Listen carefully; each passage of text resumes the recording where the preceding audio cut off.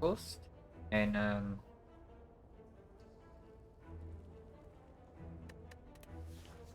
okay, without clicking boss swap, like at first glance, like both of these options are just better.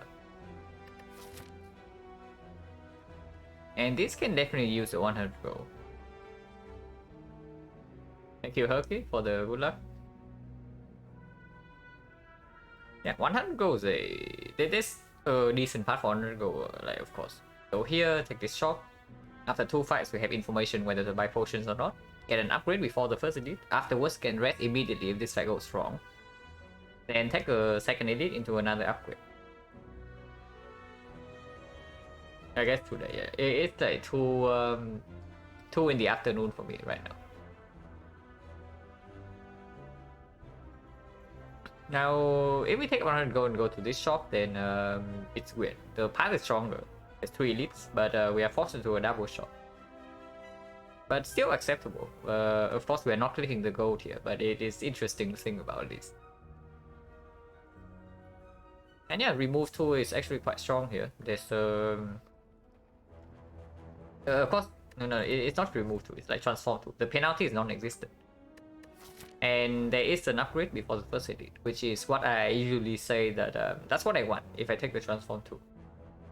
And yeah, after the first elite, you can go to the shop to refill potions if necessary, and then take 2 elites afterward. And that's a strong line. And we're not swapping? No, we are always swapping. But I just do this at the start of every run. I look at the options. I do not blindly click the swap.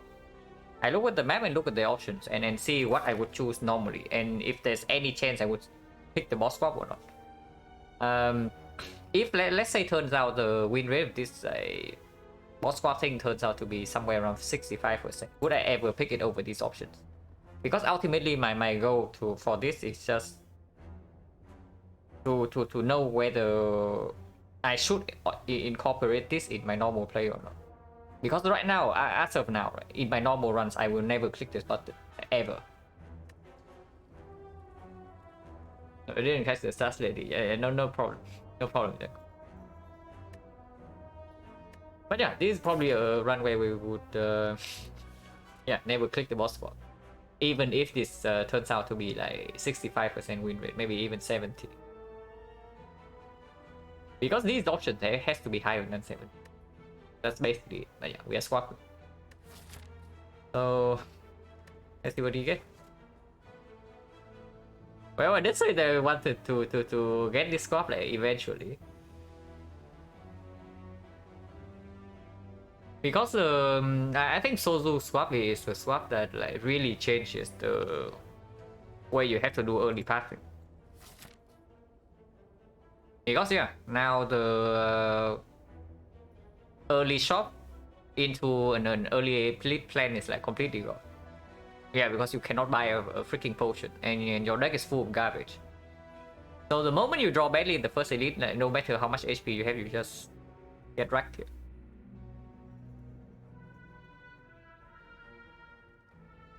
But yeah, if we are avoiding this elite, okay, if we are avoiding a very early elite, now this part is very fishy.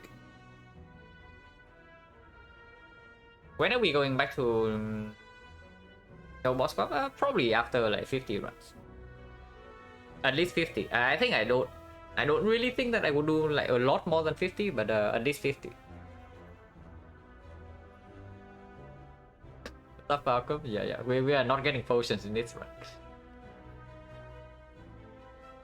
But yeah, Sozu swap probably means that this elite is like extremely scary. And then so is this elite. But here's the thing. If we want to avoid this elite, right? Then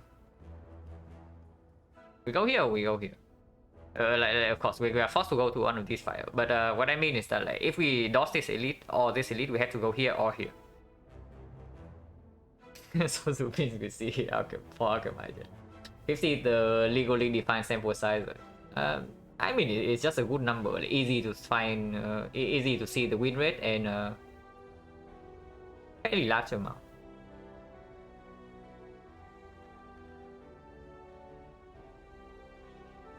What TAT does TAT stand for? Tactician probably, but I'm not so sure because I'm not sure where you're getting that from. But it's probably transition. the dreaded Sozu run. But yeah, as I was saying, right, we have to go here, and if we want to avoid this elite, it's either this question mark or this question mark. But yeah, here you see. If we go to this question mark, like what the hell are we getting in this side? Yeah, one elite. So we are skipping a super late elite here, and that's not very good. But if we go to this question mark, right, we are forced into this shop. Which is honestly not a bad thing. We go to a shop like before the first two elites, and by this point we probably have enough gold to actually buy a relic. Because yeah, buying potion here is no longer an option. But here's the weird thing. Like we go to this shop, right? So we don't want this shop. But if we avoid this shop and we go to this shop, what the hell is happening? Yeah, we are taking 5 fights. And taking 5 whole wave fights at the start of Act 1, probably not a super good idea. Because after you take like, when you take 2 advanced always, the chance that you low roll one of these 2 is so much higher than usual. Like you see a nasty fight on one of these floors and suddenly your run is completely ruined. So what does this mean? Does this mean we are double shopping or what? Question mark is just serpent. Yeah, honestly, serpent is not been that bad. Maybe it's not good. Like normally, I'm I'm super down to take like serpent in front of an early shot because I think the extra gold is stronger than the remove. Like at least early on in the run for silent when you do not boss squat. But and you squat into this thing like draw consistency is so freaking important.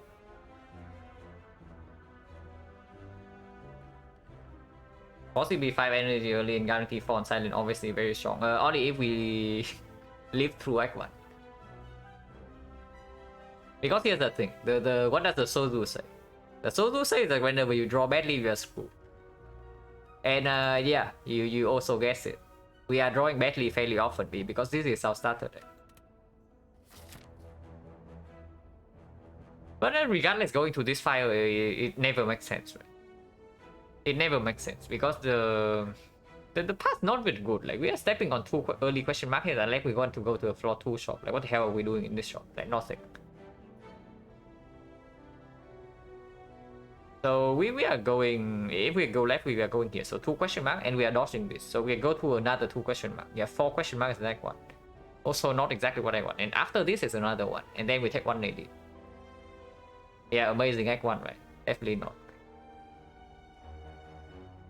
I think it has to be these 2 fights. So we take these 2 fights first and then we decide. If the card rewards are good enough, like honestly, we can take these 5 fights. If not, then sure, maybe we accept that we step on death floor. Because there's still a chance that we can actually take this elite. If the card rewards are really good, we can actually take this elite. And if we can take this elite, and then suddenly the act's not that bad. Like if we go to this shop and can take this elite, suddenly we can avoid this shop. And that's super good. We just gain 1 floor without taking like 5 garbage fights. But yeah, we will start here.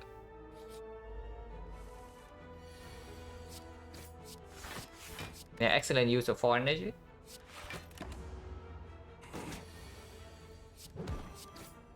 Again, excellent use of 4 energy.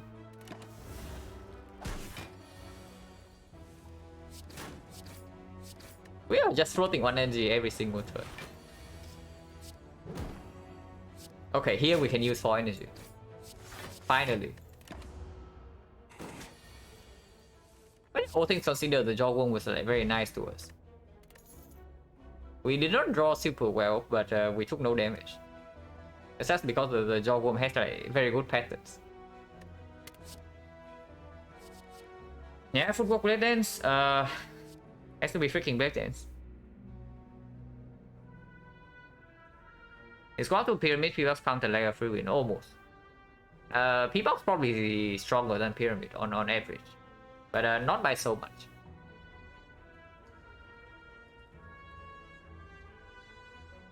I would say maybe pyramid is like 90% and maybe Pbox is like 95. Potentially slightly higher, but yeah, pretty close to 100. But yeah, floor 1, it has to be freaking built dance over footwork. Like, what the hell do we want with this footwork? And we are going to potentially 2 advanced hallways.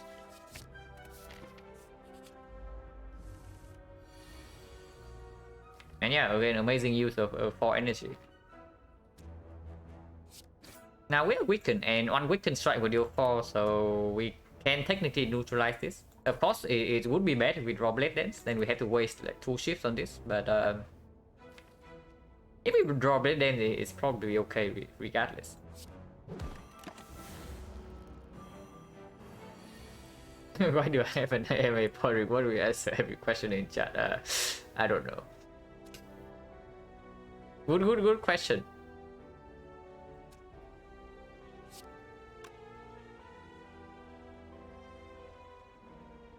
But maybe you have like some really weird, like not spy related questions, which you want me to answer.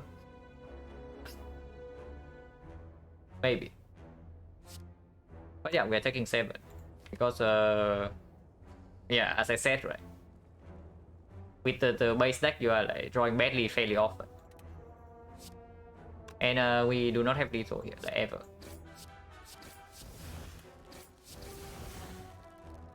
Oh no.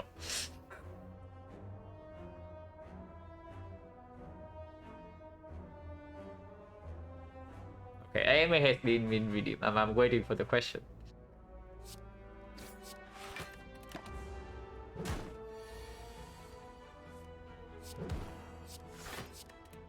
Yeah, we are floating at 2 energy.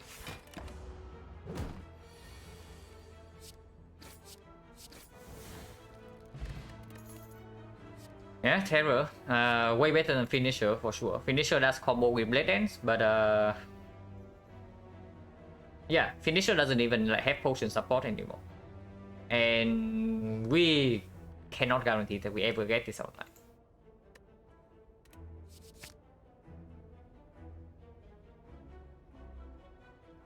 Wait, in PvP, if you are not asking the question, I can refund you the points. How do I do that? Honestly, I have no idea how to do that, but I'll figure out later. Probably some way in the Twitch menu. But yeah, freaking Terror in the deck already, so in theory we should be somewhat decent against Lagavulin. Does that mean anything?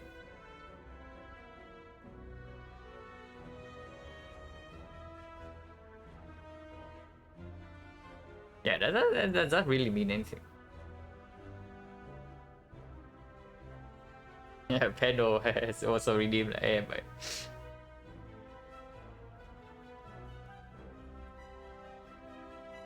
Serious question, what's my favorite color? Dark purple. Did I watch the ZDQ for character run? Not yet. Because it did happen at like, I don't know, 2 AM my time, I think, yesterday. Of course, I'm going to watch the VOD later, but right now, not yet.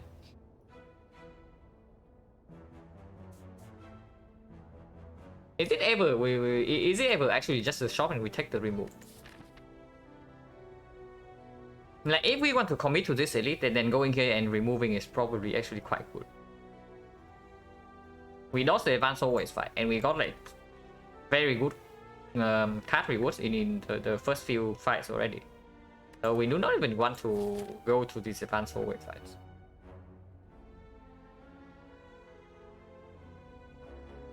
I'm a lighter purple myself, like username. Yeah. Can I describe my time running Hades? It was fun. Like, honestly, it was like the first time I ever speedrun a game. And honestly, there's quite a lot of things to optimize in Hades, at least movement-wise for speedrunning. Now the strategies are fairly easy to figure out, but the execution, like the optimization of movement, is really fun. And as you can probably tell from my time in Spire, I really like optimizing things. So it was like really good. Definitely a new experience. But of course I could not do it for too much because like when I got to the range where I could try for the world record, right, it suddenly became like we just keep resetting for good ING, and then that's when I say that it's probably no longer worth my time. But it was really fun, like exceptional game, and really cool speedrun as well.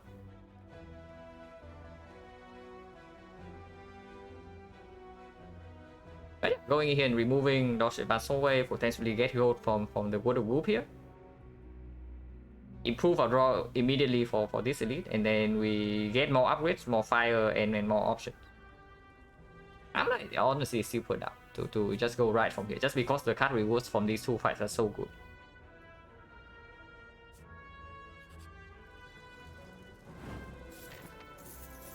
Yeah, Water Group. And pretty bad relics, which probably mean we can actually take card remove and then potentially buy a dagger spray. Dagger throw. yeah, the abacus. The abacus probably not super good with out the ring of the snake. So the first time this proc is like already slower than usual. Am I saying now on the leaderboard? Want to look you up? No, I use a different name. I use a different name for pretty much every game I play. But my time is still on the leaderboard and it is below 7 minutes.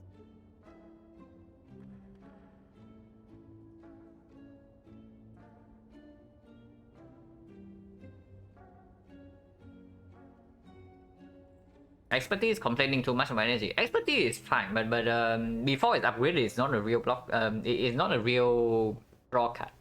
Just swapping it so clear misplay. Yeah, sure. But it's true. Expertise is on sale, and we have the energy to support it. And now here's the thing. Terror does not need an upgrade when we have like 4 energy already. And we are most likely taking this elite for sure. So what's happening? We have 1 upgrade, 2 upgrades, potentially 3 upgrades before the next elite. So expertise is definitely like super pickable here. Abacus is specimen, yeah. The abacus deserves the pronoun, but the prefix, the D. But specimen, I don't know.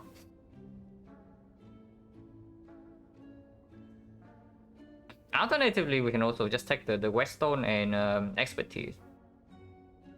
Now, if our draw sucks anyway with a lot of base cards and the Sozu does not bail us out from bad draws, then might as well make the bad draws like slightly better, right? By upgrading the strikes, but probably not worth the goal. You don't need fortune's gonna play perfectly, yeah. Sure. But yeah, with the global group, we can probably just do card remove dagger throw expertise. That's completely reasonable. Sozu is so good. Yeah, without the Sozu, I would buy this for sure. Like, definitely. Because we do have Blade Dance to combo with this, and with Terror, this potion is like, exceptional. But yeah, remove is clear, and we still have to remove a defense, right? Just because we are facing potentially a super early knock. Unfortunately. It probably still has to be the defense remove first. Of course, yeah, it leaves like 5 freaking strikes in the deck, which not super good into Act 2, especially when we cannot wish for bad draws. But drawing super badly into the knob is the easiest way. We just die in this run. That nature plus terror, yeah, sure. We do have like basically exactly enough gold to buy this, and it deals like 10 damage in our deck cycle, assuming we draw it before the terror. But yeah, let's remove defense, let's buy the dagger throw, and let's buy the expertise. How much gold is that? It's 90, 165, so 38. 38 left over, yeah, we are never going here. And that's completely fine.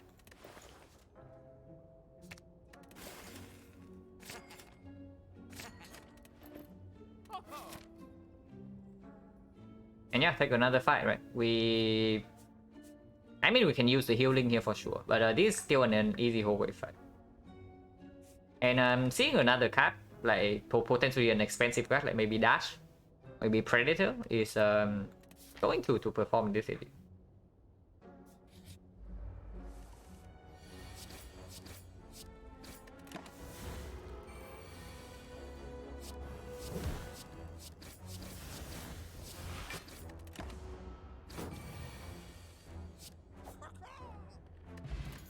Yeah, skill potion. Here's the freaking expensive card that we asked for, which feels the sort of defense we just removed. It's super good against the sentries and the Lagavulin. And even against the Knob is not so bad. But yeah, next to it is a backflip card draw on 4 energy. And card draw, we say that with the Sozu we actually need to make our draws better, and then here it is. But is it better than freaking backflip? Is it better than freaking leg sweep? Instant click backflip? No, if I instant click anything, here's the leg sweep.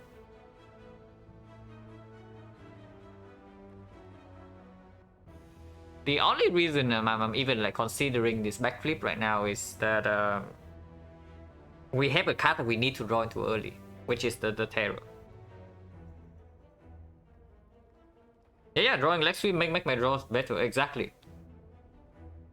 Like, this is basically the one of the best like defensive cards for Silent, even later on in the run. So usually you are not set like drawing into this thing. But yeah, if we are facing the North, we need to draw into this, like ASAP. And even with permanent weakness, we cannot block for the North for too long. But yeah, we do have this already, which draws like maybe at least 2 cards. So this is basically a backflip that doesn't block. At the very least. But maybe pick up expertise. I bought in the shop because of Sozu energy, and the nature of Sozu means that we actually need ways to cover bad draws. Because you usually, right, when you break your draws in the important fight, like the dangerous elites, maybe the Act boss, then what do? You bail yourselves out with the potions. But yeah, with the Sozu, we can never do that. So the only other choice we have is just trying to make our draws not brick in the first place.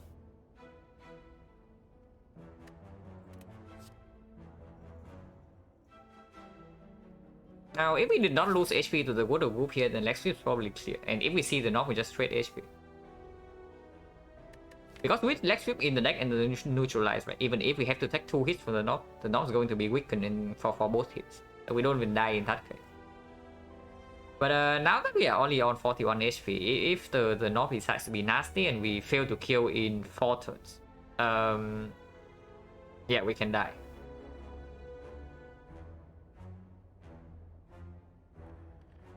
I see why expertise with backflip into expertise we are set. Yeah, or almost kind of.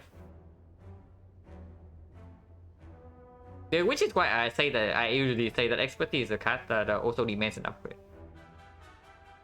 This card when upgraded is super reasonable. Probably good in most cases. But unupgraded it is really sad because it has to be the first card draw you get in the turn.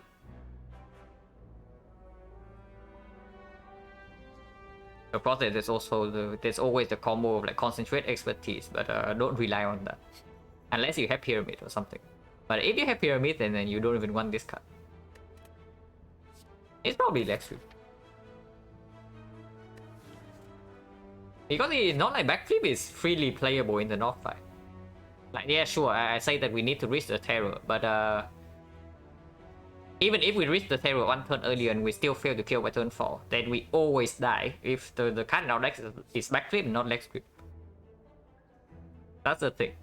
And this card's probably just better against the other 2. So let's pick the freaking leg sweep.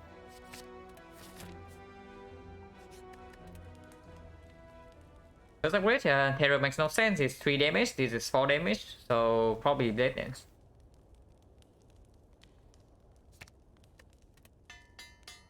Also probably the best upgrade in Sentries also opens up accuracy after image. 89 HP no.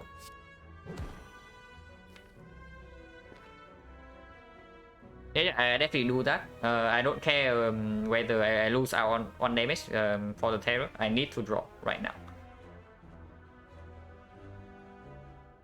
I think I play one strike and then expertise.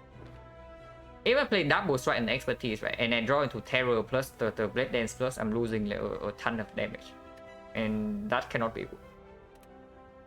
Play a strike into expertise, and now I draw 4. So next turn I draw 5, with the deck control I draw 10. So I draw 10 out of these 12. So the chance that I reach the terror is fairly high.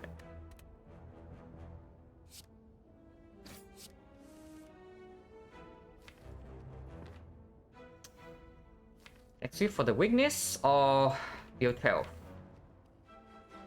This weakness will guarantee that it lingers until turn 3.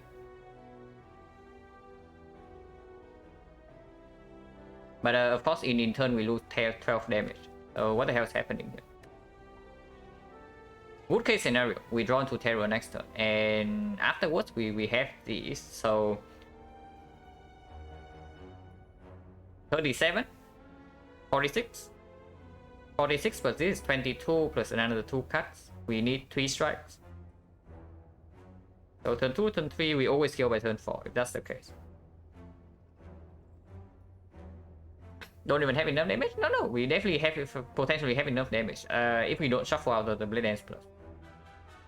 Even if we shuffle out the Blade Dance Plus, if we draw enough strikes, we still kill. If we draw Terror next turn. But that's only if we double strike here. If we leg sweep, we will never kill. So if we play the leg sweep here, we are accepting that we take the turn 3 here. But it's going to be weakened, guaranteed. I don't think so. I don't think so. Because we can also redraw into neutralize leg sweep as well. We draw like 3 more cards plus this.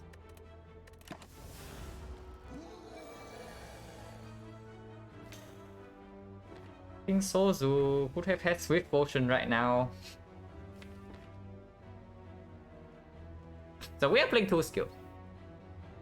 How much damage are we taking?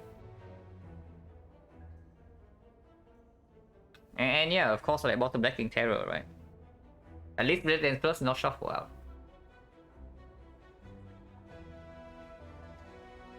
This turn we take 11. We have to play this Blade Dance Plus. So this turn we take 11 and next turn the base is 19. And we have to play Terror, so the base is like 22. So we take 33 plus 11 is 44. We freaking die next turn if we don't have any weakness or block. If we do not play the Blade Dance Plus here, we take this 8. And then next turn we take we will still have to play the Terror. So 16 plus 3 is 19, which is 28. So 28 plus 8 is 36. 36, but then the turn after we have to kill.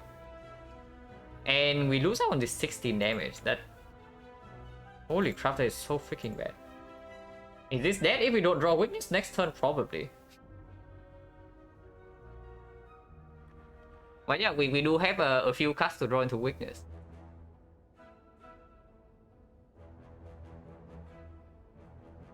Do we ever kill next turn if we fully attack now? So 22, 46. Looks like worst case drawing all the attacks before Terror. Yeah, exactly. And the leg sweep and neutralize are also gone.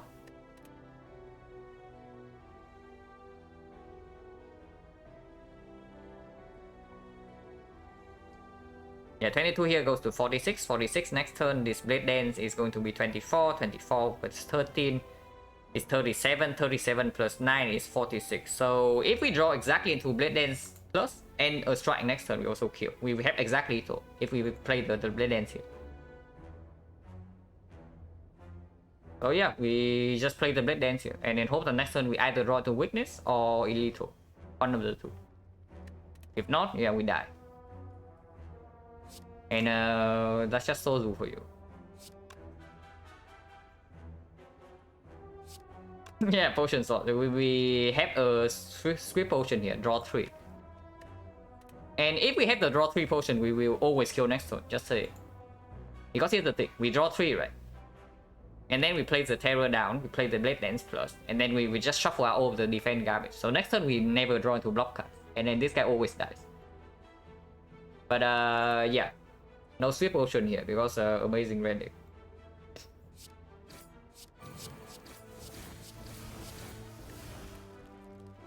And next time we can still block in, so no reason to play desperate defense yet.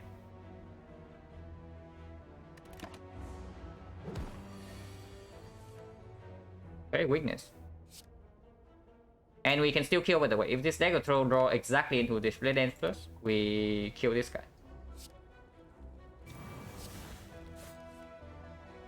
It's not a Blade Dance Plus. Can we play the Survivor here?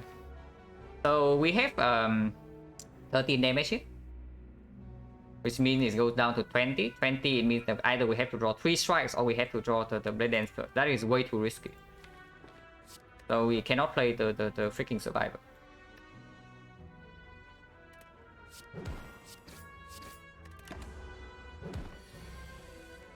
Okay, apparently we just draw all the attacks now. Aha, Regal Pillow for our immediate rest. Okay, we did not get any stronger from this relic. Okay, we got a little bit stronger from the card at least. And of course we pick this dash on 4 energy. It's an attack that works with terror, also like a reasonable block card for sure. And it's like way better than this garbage. And yeah, we are resting here, Regal Pillow.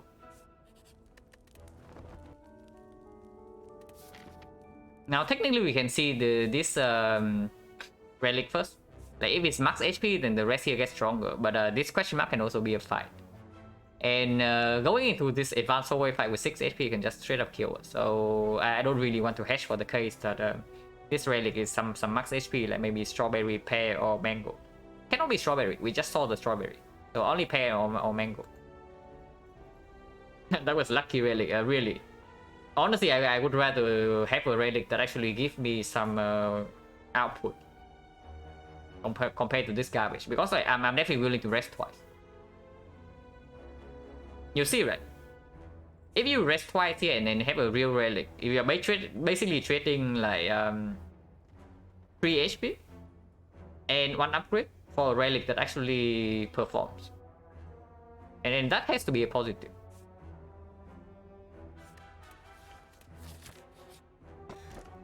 Ah, yes, premium relic, exactly what we are looking for. So yeah, we key this.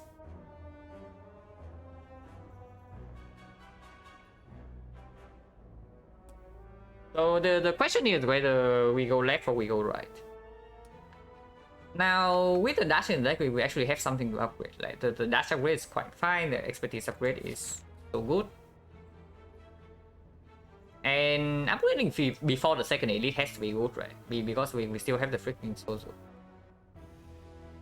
On paper, we should be super good against Lagavulin. We have Terror to prepare. And then with the Terror, we always have enough damage. We have Leg Sweep to block, and we have Dash to also block the turns he attacks. So on paper, we should be super good against Lagavulin. But in reality, like, who knows? And the sentries... The sentries maybe we're not so good against, because like the terror doesn't come down, so like we still need to kill one of them. After we kill one of the sentries, the fight should be under control, but can we really kill one of them quickly? I don't know. But yeah, that probably means that we just go here, and if this is life loss, I can take it. Ah yes, my favorite event in the game. So should I pick the Zuzu if I get a curse here? So how many times is that in a row? Like 4, right? At least 4. Yeah, amazing event. But somebody tell me when I get this event and I don't get a curse, because I cannot remember the last time. Yeah, really need to practice the wheel. But It has given me the curse at least 4 times in a row. I know it's at least 4. I don't know if it's actually 5 or not, but I know it's at least 4. But yeah, we have a curse in the deck now, and there's nothing we can do about it, and should not have killed the Zuzu. Just saying. I don't think I ever got the curse of this event. Yeah, you are too good for me. I cannot do it. But the key is Zuzu bracelet, and if I took the Zuzu, I would not have gotten the curse. Instant punish, yeah, instant punish.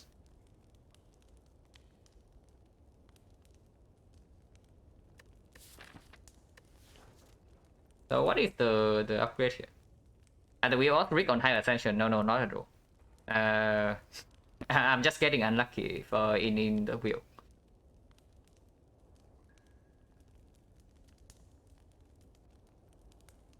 Honestly, with the freaking curse now, I'm down to upgrade expertise. Because yeah, we are not exceptionally good against Hexagons. If we bottom deck Terror in the Hexagons fight, we die. That's the super short story of it. And expertise plus is also good against sentries, like, for sure. And even against Lagavulin, it also makes sure that we can actually draw Terror before turn 3. Would you have changed the event? Wait. Oh yeah. I'm just talking nonsense. For whatever reason, I was thinking Juzu was like the other way around, but of course it's not. So Juzu would have not changed anything. Yeah. So I would be cursed no matter what. Good to know. At least now I don't have a Juzu bracelet. I thought it was just trolling. No. I'm just like. Honestly, I have not relied on the Juzu for like such a long time. I don't even consider what it does. But yeah, expertise upgrade.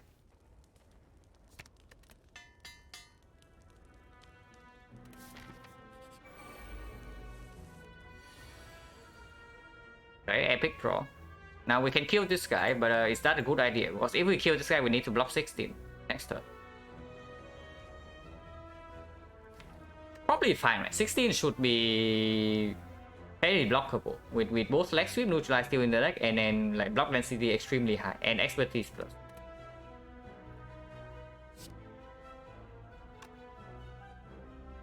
How to distribute damage is just 26 here right now.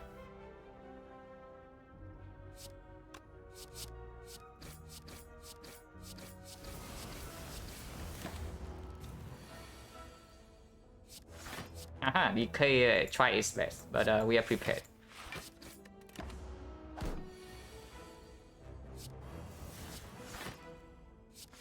I need to play this because next time we draw dash and it's lethal.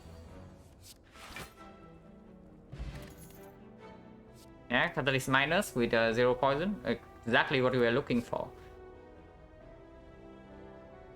Now, this is a very sad story, but I probably have to pick this freaking Infinite Blades. Because at the moment I am extremely scared dying to Hexagons. And yeah, this 6 damage per turn. After we get it and Terror in play. Sad story, but it's true. So it is like the second best attack in our deck. I say second best because Blade and Plus is still better. Combat minus, yeah, kind of. Honestly, I see Catalyst this early hard pivot poison. There's no time to hard pivot. There is actually no time to hard pivot. You're facing immediately an elite, another fight, and then this guy is killing you. If you don't see a poison card immediately in this fight, the Catalyst is killing you in this fight for sure. But yeah, very sad story, but Infinite Blades. Now let's say that with the Sozu we actually need to improve our draws, right? And apparently we're just getting forced with the curse, and then now we are adding like an absolute trust card to our deck. So definitely on the right track here. Spicy swap, yeah. So to swap is already bad enough. I got like curse from the wheel yet again, just now. And our deck is like nowhere near prepared for the Hexables. We have one card that is good against Hexables, and that's it. Also, yeah, if you base, it's going to be decent in this fight, at least, whatever it is, because it's not the knob. It's not even the freaking lack of bullet. Now, I would like the lack of bullet, but it's not. And expertise here cannot even be played, because these are the two best cards in our deck. So we have to play these. And if we play expertise right now, there's nothing that we can actually play, like, except the neutralize. Yeah, sensitivity and they drop us accuracy. Yeah. I don't even know. Is accuracy good? Probably, right? But do we play expertise regardless? Because we want to redraw to these cards, right? These cards are so freaking good in our deck. Next time, see Gremlin will try to ask him to stop giving me curses.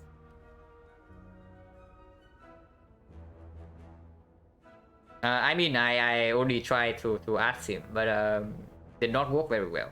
The last time I successfully asked the Gremlin to not give me the curse, right, I had to make a compromise. I asked him to shift me instead, and then I got shift. But at least it was not a curse. If we play both these cards and play expertise, we draw 5, so we just accelerate the reshuffle by 1 turn. So less days in the redraw. And yeah, of course, we'll be drawn to the premium cards faster. That's probably okay. That's probably okay. Of course, we can miss it with this, we can miss Terror, we can draw into the Decay and take like 2 damage, but all of those are completely okay, right? We have no problem with that. So 26 damage here, which means the dagger throw +1 is a kill on this guy. 17 here means the 3 strikes a kill, but dagger throw plus a strike is not a kill. So I probably want to hit this guy.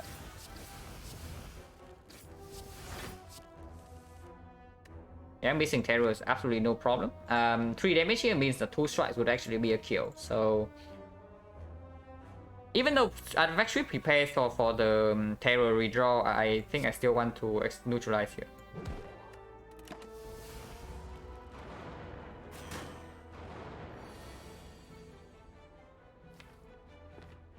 Oh, that's fine.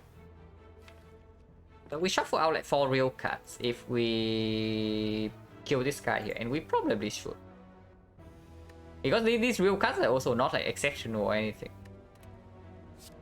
If we have the leg sweep and the bottom 5, then maybe I think twice about doing this, but here definitely not.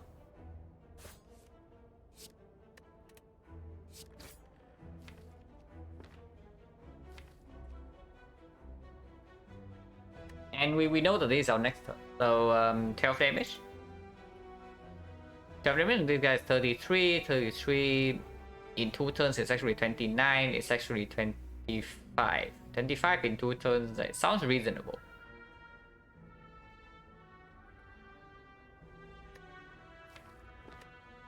Which probably means that I should leg sweep this guy, because we probably don't need to deploy terror to actually kill this guy in time.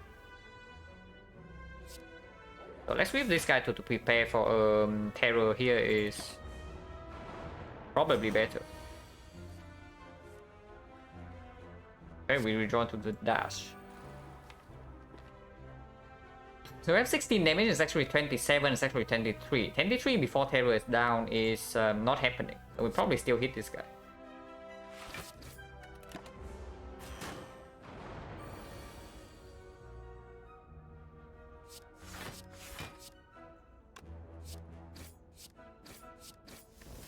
So we need 9 damage this turn. And we definitely have 9 damage. Now, unfortunately, the upcoming hands are like not super nice. So does it mean we do we ever pivot here? Like we just try to block here and we will try to kill this instead, because yeah, terror is in the deck. I mean, whatever happens, we have to expertise here because like drawing into this garbage is definitely not what we want to do.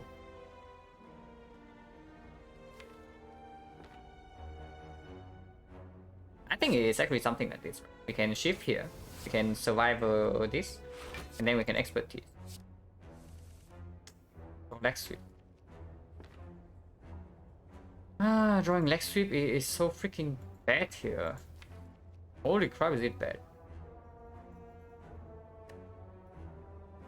24, 30, 39.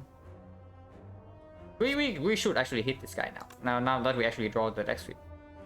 Because hitting this guy actually opens up a chance for us to straight up kill him next turn. And I'm willing to take 2 here to do that.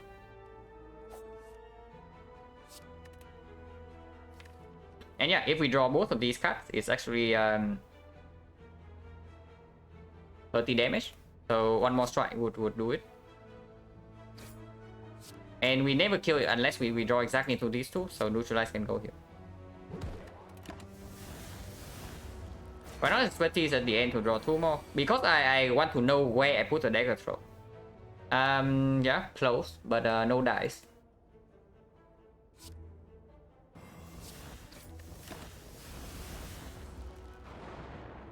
Because depending on what the expertise draw, I would put dagger throw on a different target, as you can see.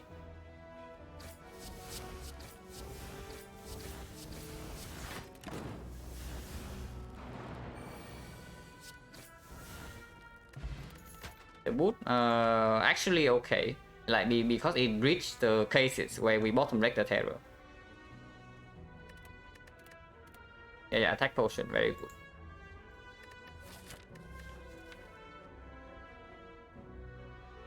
There's a poison stab, which doesn't work well with the terror at all.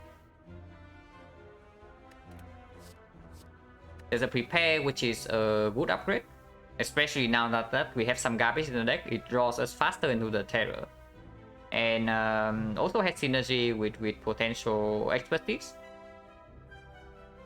It has synergy with whatever discard synergy we pick up, and then we can pick up the reflex statistician because of dagger throw.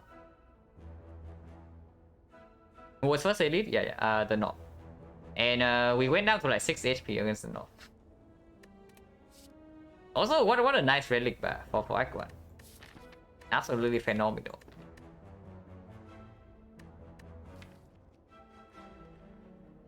If I pick anything here as a prepare, and I'm going to upgrade it. So it's that good. It's probably okay, right? Because picking up a prepare here also instantly opens up like potential eviscerate or the sneaky strike from this fight. And if I get a better card to upgrade than this, then I'm happy regardless. I was going to say nice relic. Yeah, nice relics. For sure.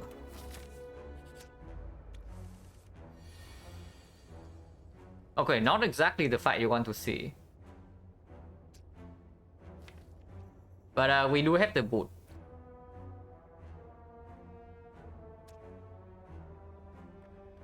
What the hell is Sozu supposed to be a true bamboo? It is a Japanese item, like the to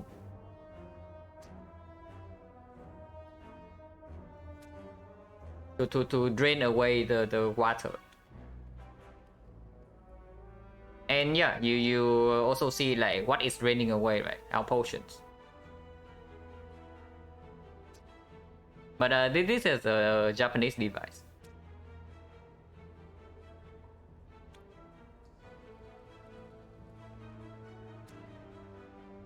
But yeah, which one are we hitting here? Next turn we are weakened, but weaken is a lot less important when we have the pool. This will still deal 20 damage. Now, are we focusing on the cultists? So next turn we are being attacked for like 6 here and 8 to 12 here. So we need to kill one of these.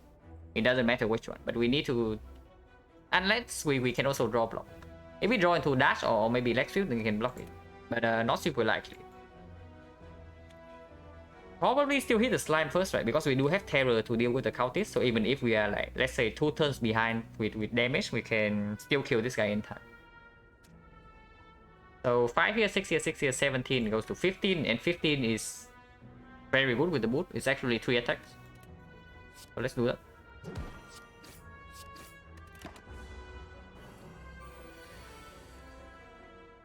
Yeah, we have terror.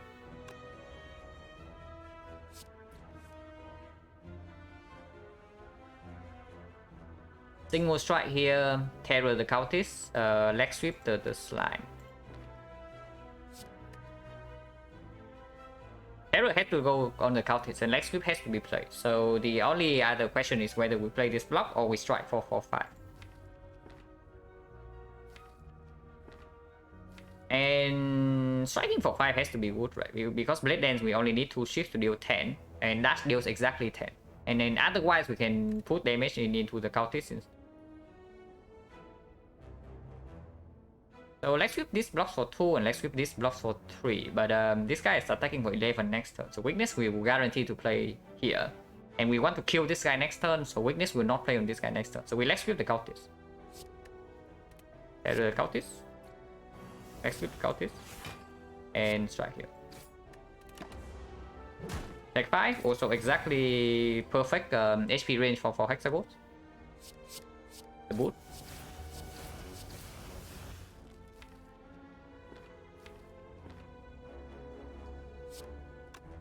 Here we can do dash dagger throw here, or we can do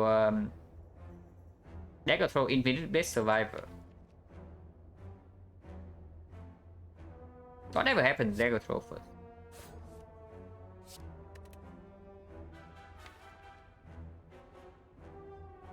It's probably dash. Because next turn we have this, and then with the expertise we are guaranteed to draw into another attack, or we draw full block.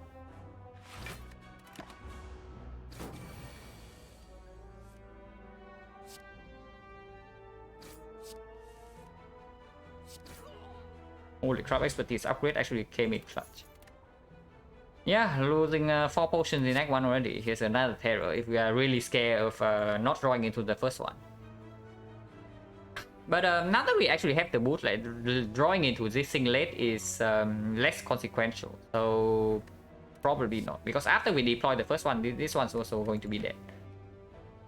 Yeah, flechettes with 1, 2, 3, 4, 5 skills added.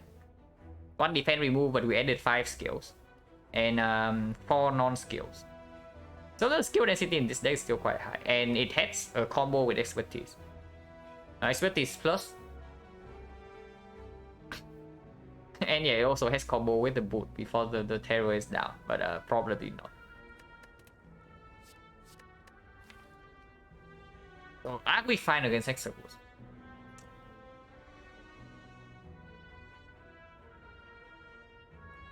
Okay, best case scenario, we draw terror on turn 1. And what happens? How fast do we cycle? We draw 5 cards per turn, but after we exhaust down, it's like -1, -2, -3. Yeah, -3, but Hexagons also puts burns into our deck, so we can probably assume that this is our real deck size, like roughly 21. So 21, we draw 1 from here, and we draw 2 from here, so draw 3. And we draw 3 from this. So we draw like 7. Which actually means that we recycle our whole deck in less than 3 turns. Slightly. So how much damage in one deck cycle? Because Infinite Base also gives us 6 damage every turn. With the terror. 1, 2, 3, 4, 5, 6, 7, 8, 9. First cycle 11 energy. So -3.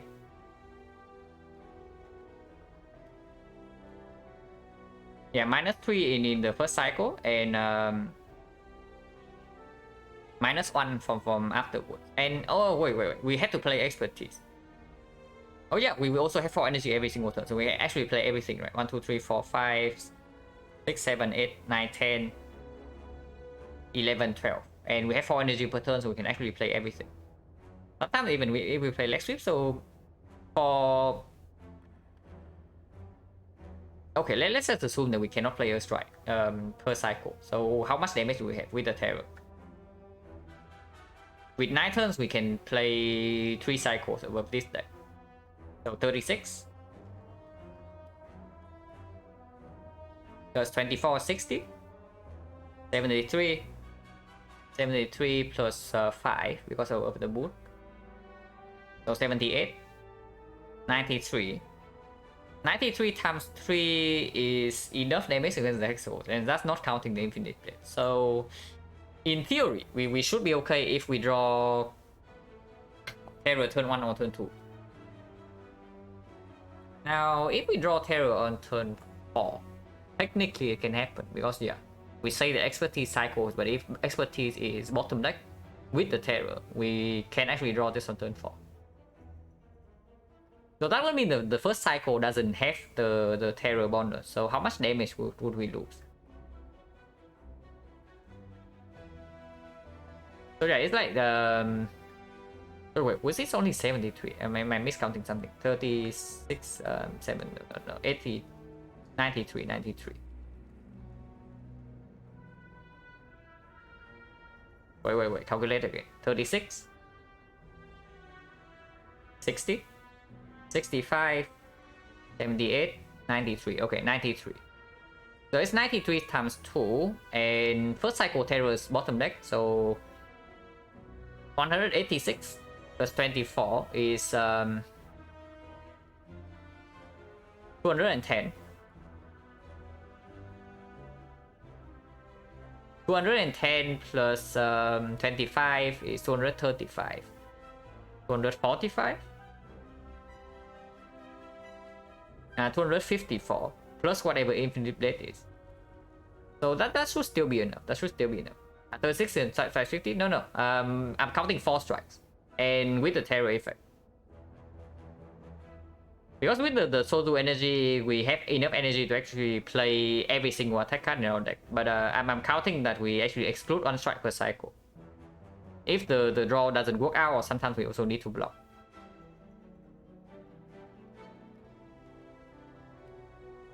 That is very barely enough. But it's not like this is positive, right? This cannot be positive. Like no way, because the only combo with this is actually expertise plus, but then we only get like minus one skill. Yeah, there are times and places for the flashets, but this cannot be it, because after Hexagon Shuffle burns in, this is even weaker than usual. So it cannot be good here. And we upgrade prepared.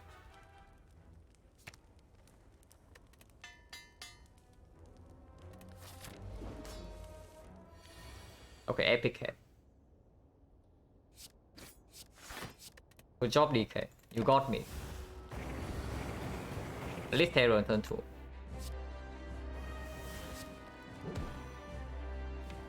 Probably has to cycle.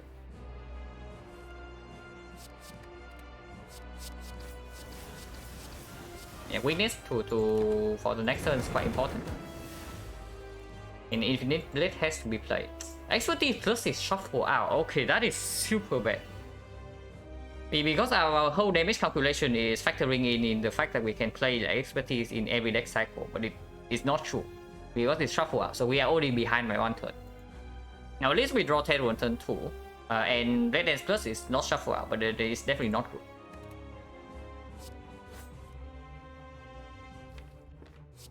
This has to be played. And with the leg sweep, maybe we can change our plan.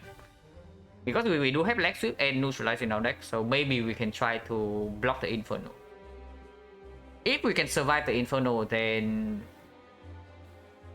If we can survive the Inferno, then we should always kill in time. Because Infinite Blades and Terror is already down to. And yeah, next turn we know that we don't take damage because this guy is still wicked, and Dash is full block on his own. So let's not take 4 here. Trading 4 for 9 cannot be good.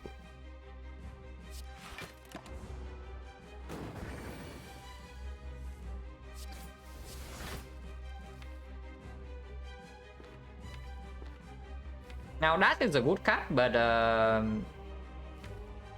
forcing the cycle back into Dash is also not what I care about too much when I have to give up like 9 damage here. And yeah, if I draw now, then it's just withdraw into Blade Dance Plus. Let's just attack.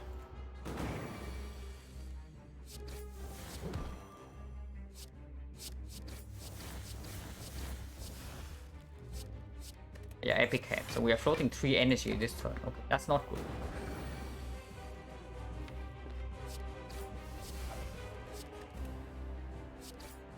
And again, 9 damage for weakness on the 9 times 2. And looks like we are like super behind on damage. So yeah, I guess change the plan. Leg sweep is not shuffle out, so the chance that we actually get weakness now on the Inferno turn is not low. So let's try for that then.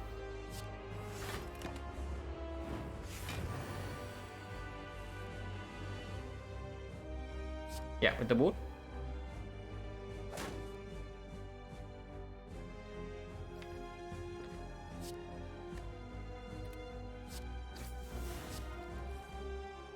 Okay, dash is actually excellent. And I'm willing to take 2 to deal this damage. I'm not willing to trade 4, but trading 2 is fine. Because now we have 2 turns to actually draw into this leg sweep. But yeah, 4 burns in the freaking decay now. The decay can actually kill us here. Holy crap.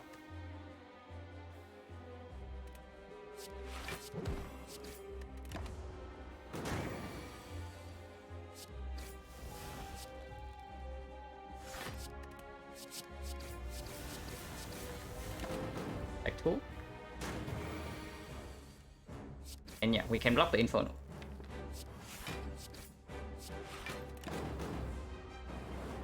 Okay, so going fine because we kill this turn.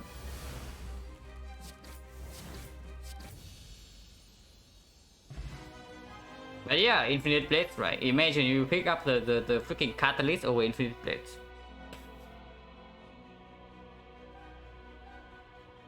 And yeah, also we changed our plan like midway, right? When we saw the draw all the leg sweep and how we were behind on damage.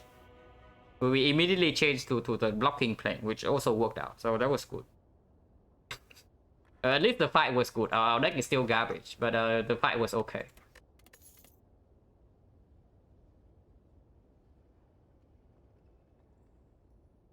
Yeah, we can Nightmare the DK. We can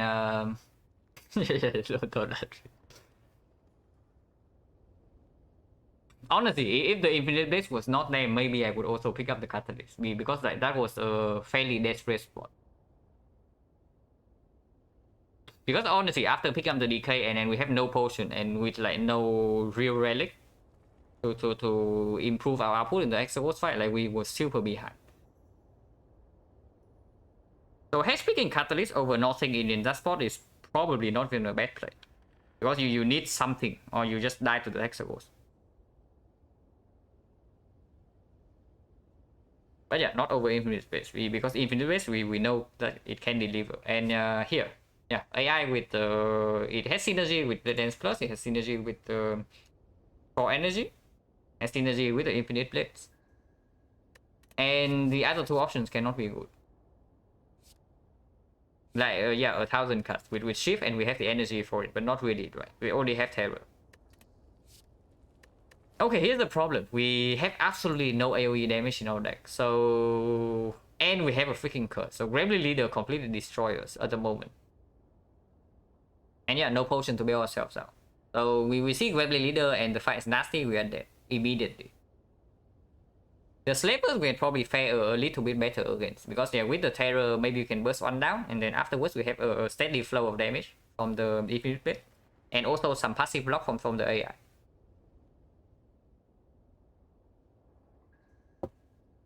Thousand Cuts so rarely a pick is a bit sad most of the time way to weaken. So we just picked it like 2 runs ago. In the Joker run.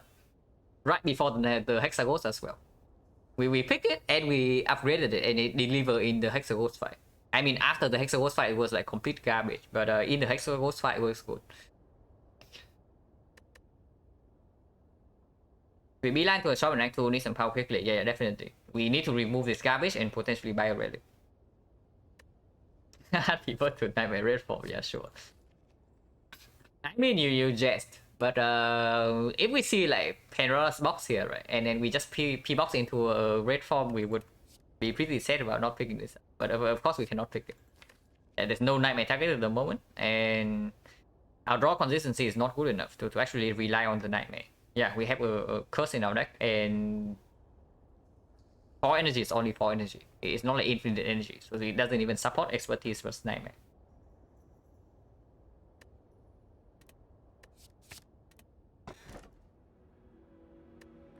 Yeah, but back with the Sozu. Very clear combo here. There's a kite with the prepare plus and the deck control. And yeah, of course, survivor in the deck. We pick up any aggro. Because we with the kite, right? And if we pick up aggro, we effectively have 5 energy. Oh, it can be Fusion Hammer. Yeah, synergy with Regal Pillow. Absolutely insane synergy.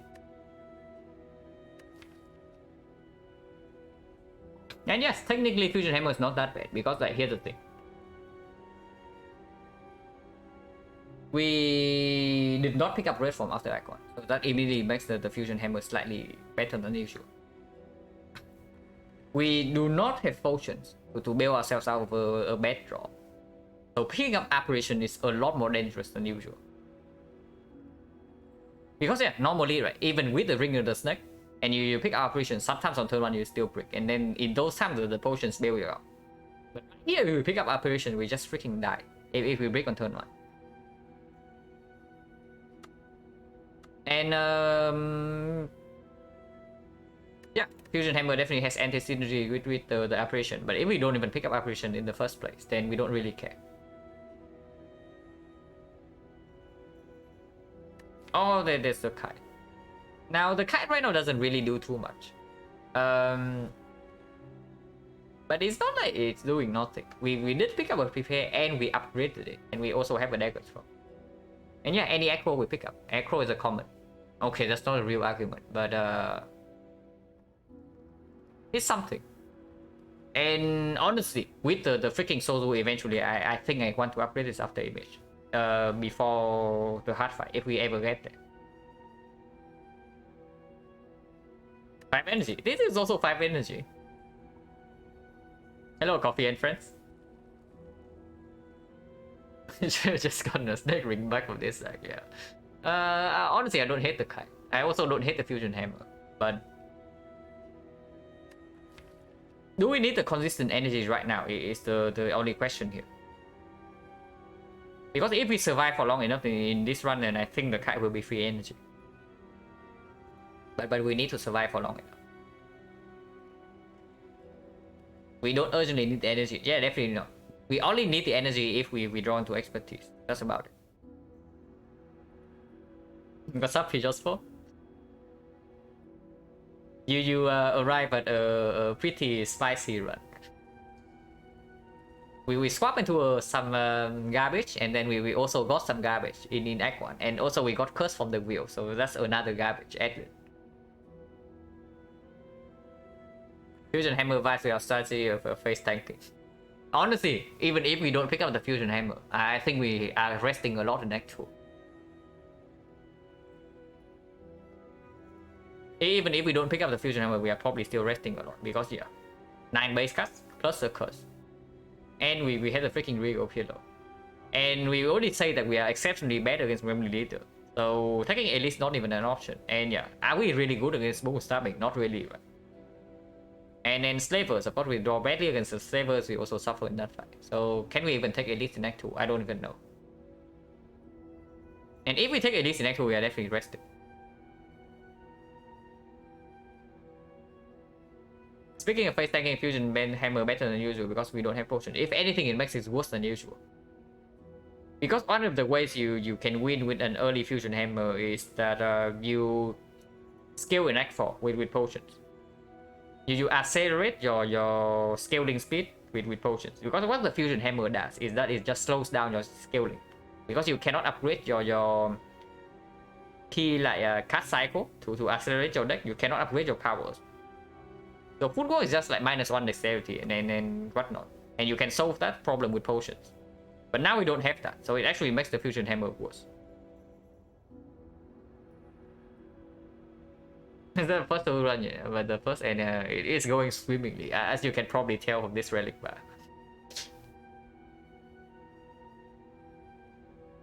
Yeah, remove Snecko, yeah. I filter out the Snecko. Like for now, I think I'm going to add it back in like at maybe run 30 or something.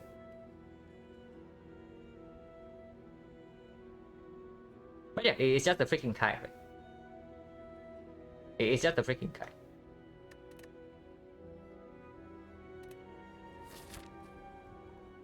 I do not think the Fusion Hammer will have any downside in this deck, by the way. But oh yeah, we need to go to the elite shop like ASAP and not early elites. Yeah, you spot that quickly. There's no shop in the first half, and we are forced into an early elite. So except no parting in Act 2.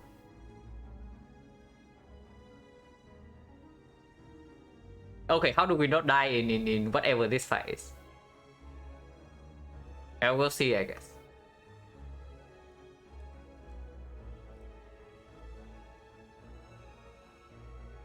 And we start with like 15 HP missing already, so definitely want to go to a fire before the first edit, in case that these hallway fights also take like a ton of HP away from us. So we just rest here with Rico Pillow, we full heal, and after this elite fight we can still like rest again. And after this we can choose to take the elite. If we are strong, if we are weak, we just go here and take the shot. Is the absolutely right? I've talked about the apparitions already. It's not even good. The apparitions are way worse than usual for our case, because first of all, no ring of the snake, so the chance of drawing apparition on turn 1 is already lower than usual. And again, yeah, there's a freaking decay in our deck, and we have only removed 1 card, so we are like super behind removes without the starter relic. So drawing apparition is difficult, first of all. And secondly, we do not have potions to build ourselves up when we break our draws with apparitions in our deck. So you see, right? You pick apparition, you have 33 max HP, and you run into a slaver's fight, you completely break on turn 1. What the hell do you do? Yeah, you power potion, right, to save yourself, but here we cannot do that.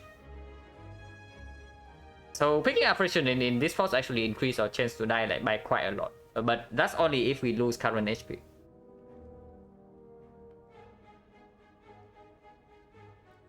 Do have some discard to save apparition sometimes when not needed. Yeah, but that's the thing. I'm not afraid of like wasting apparition. I'm afraid of like dying straight up on turn 1 or turn 2.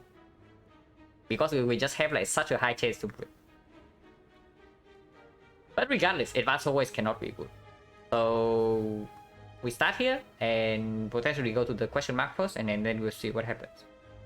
And I think the elite we are gearing for is this one.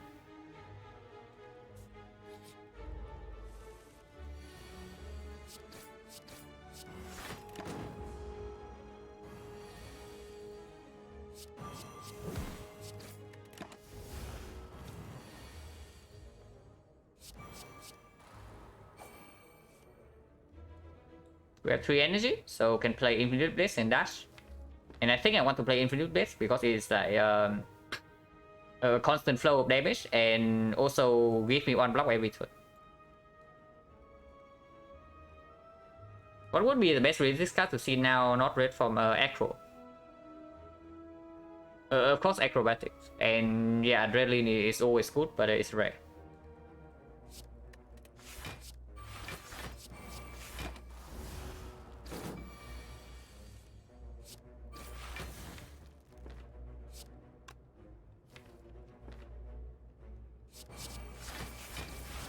Look at the boot go.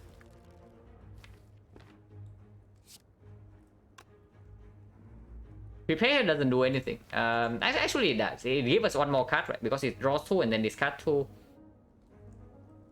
So it goes away from our hand, which means that we actually expertise for 6. Which means that we actually shuffle out all of these daisies. So prepare should be played.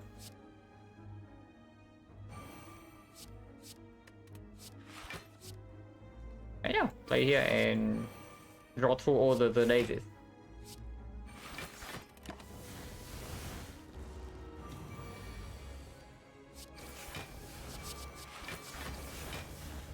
So this fight went really well because the Chosen decides to never attack. And yeah, Fire Potion. Very good for the elite. Complete garbage. Exceptionally bad. Poison Stab is even worse than usual because we have Terror already. And yeah, question mark. I'm not interested in this, but we can still take this. But earlier, question mark has to be better. Maybe not, because right now, honestly, we can even trade for bites. We have 5 strikes, so buy trade is definitely okay. So maybe losing HP in this fight first is potentially better. No dagger feels pickable. Unupgraded, no. We don't need the mediocre block when we only have leg sweep plus and then the dash in order. And we have the energy to support it. And unupgraded clone dagger, it doesn't even deal damage. I would just rather draw into my terror faster. It wouldn't mana access, not a lot of block generation. Are you sure that we do not have a lot of block generation? We have after image, leg sweep, and the dash. And then our base deck is only defensive. The only thing, honestly, the only thing I would like to add to this deck right now is, first of all, card draw. And potentially an accuracy. Okay, well, of course, any rare card like Malay's Adrenaline, Red Form, sure. But the cards we usually see... Footwork? Footwork, the boss. I think Collector, so Footwork is worse than usual. But Footwork is pickable. It is not good, but it can be picked. Because at the moment we do not have a super good upgrade target yet. So it is fine. It's fine to pick up. But yeah, potential buy straight, we probably go here instead to even lose life in this fight.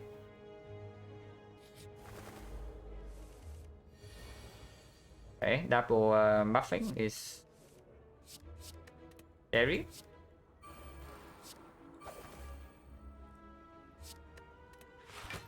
But we have the bull, or maybe we can kill one of these.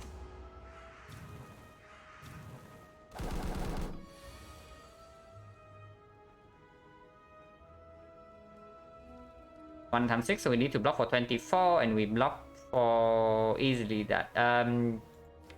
We don't care too much about the next cycle, right? So we can actually survive with that Sender's Bane and play our hand. Is the Sender's Bane worth 5 damage? Like, maybe not. We do have Blade Dance Plus and just straight up kills this, or it just down this bird if we choose to. Whatever happens, this goes here.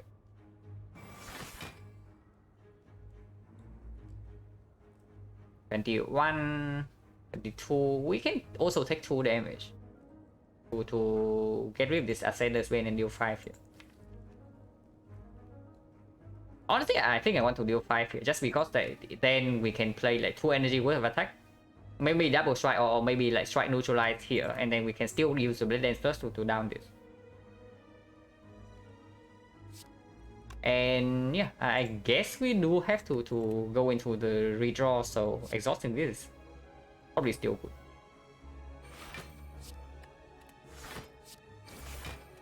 Exclude.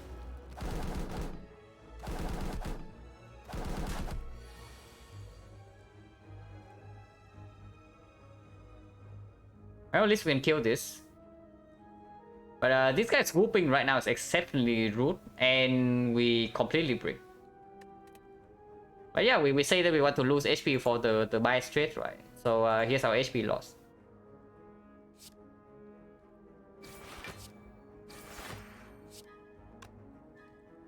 Terror probably goes here because the next turn I'm just Blade Dancing to down this guy because he has +1 strength.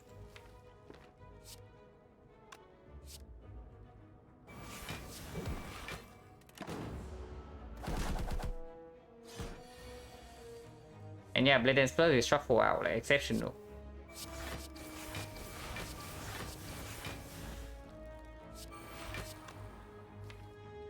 I don't really care about drawing here, right? So let's not.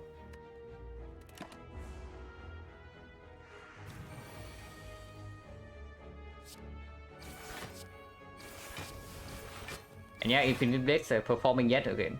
Because without the Infinite Blades, we would not have been able to down this bird.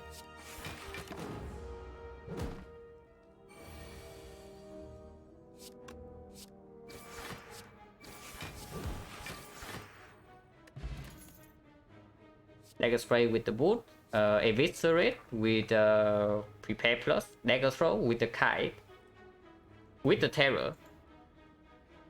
I mean, boot is performing. Yeah, the boot is definitely performing for sure. Now, we did say that we have like 0 AoE damage. So here's our AoE damage. It's half upgraded already with the boot. But not over Eviscerate, right? Definitely not over Eviscerate. The Eviscerate is probably the best attack we can see in this deck. Except for maybe the second breakdance.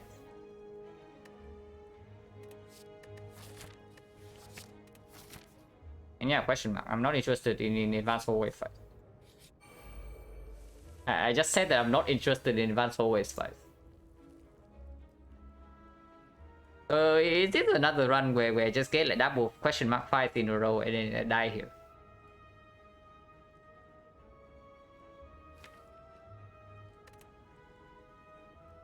So yeah, defense expertise. We need to save 2 energy for potential dash and then potential leg sweep.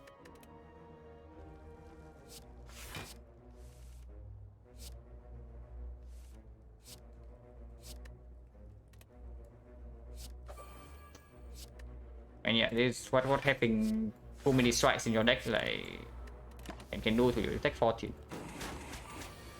Yeah, they didn't believe in Juzu. Yeah, sure.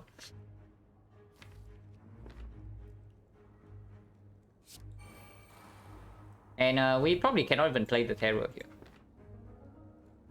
Yeah, no potion. So I said that apparition is bad, but now if we see apparition, we definitely take them. That's clear. Yeah, we cannot play the terror here, right? It just costs us immediately 4 HP. And we do have the mood for this fight.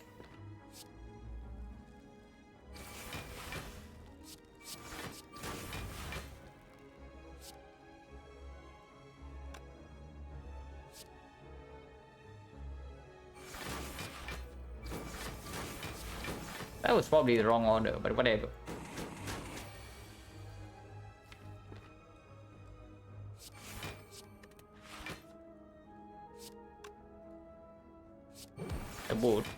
The boot, and weakness for next turn.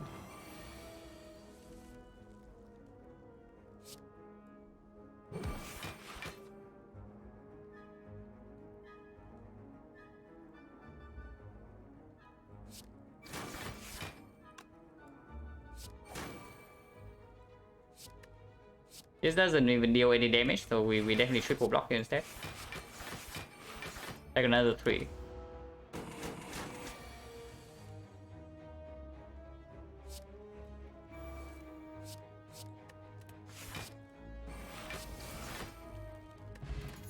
Yeah, next spot. Another eviscerate. Now, this one I don't know. Because again, Dagger Throw is another card that actually activates the Kai. But besides the expertise, we don't even use energy that well. We need the...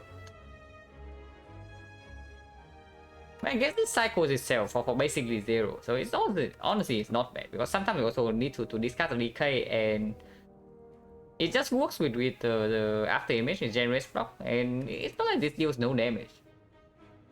It's probably better than the second eviscerate. Because our discard density is not even that high yet.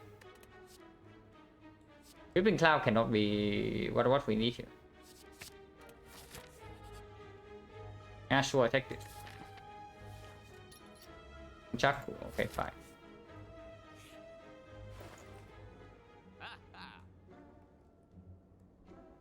Yeah.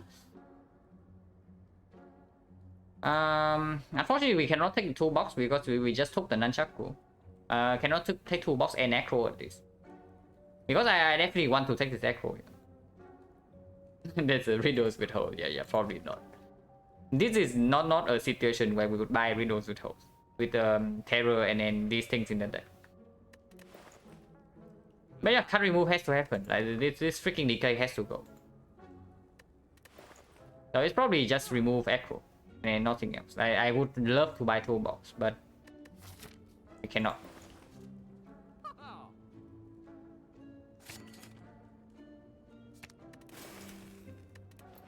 Yeah, nothing else to do in this shop. We're definitely not buying this. So yeah, we go here and we rest. We go pillow value. And even with this HP, we might still die in the lead fight. Now, I did say that the Gremlin leader is like a pretty garbage fight for us, right? And then here's the Gremlin leader. So, good to see.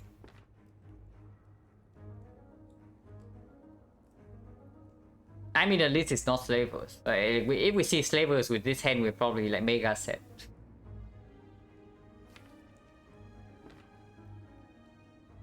When do we play this expertise? You're close to 6 energy. You are saying that with this hand. This is the hand where we are lacking energy and you're saying we are close to 6.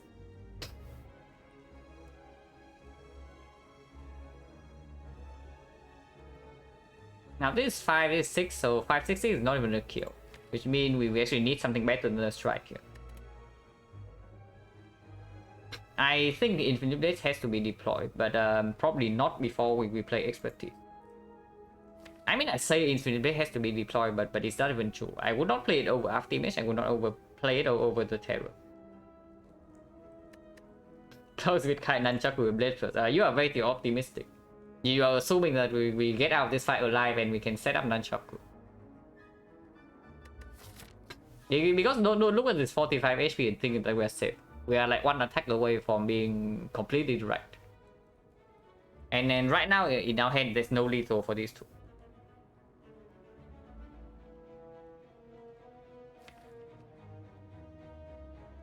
Weakness matters less for sure with the bull. So technically I can do Blade Dance on this and then one shift on this Fact Gremlin and we'll see what we draw with the expertise.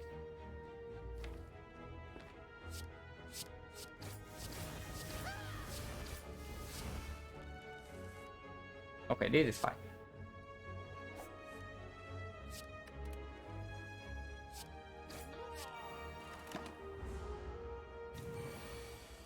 $11 times 3, but we draw weakness at least.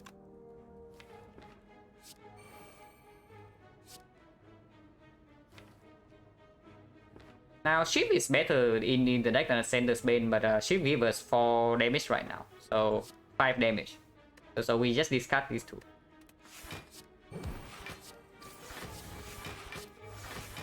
XecnaR.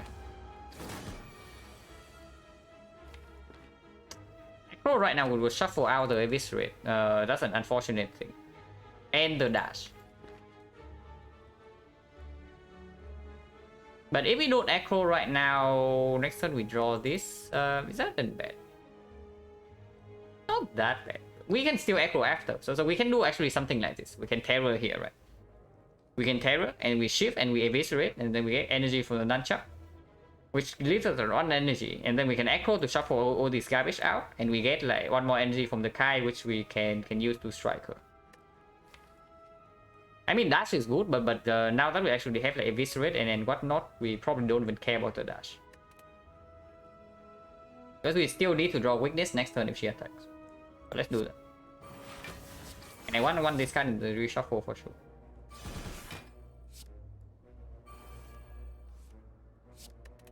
Okay, we just draw into weakness.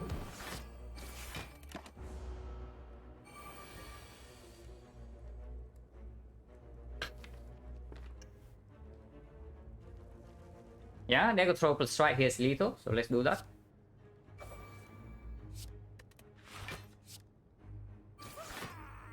And Eviscerate plus Shift here is lethal.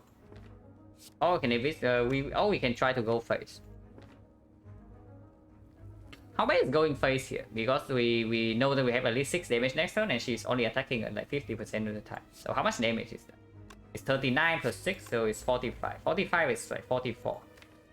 44 remaining, we have at least a shift from Infinite Blade, so it's 39. 39 plus 24 from this.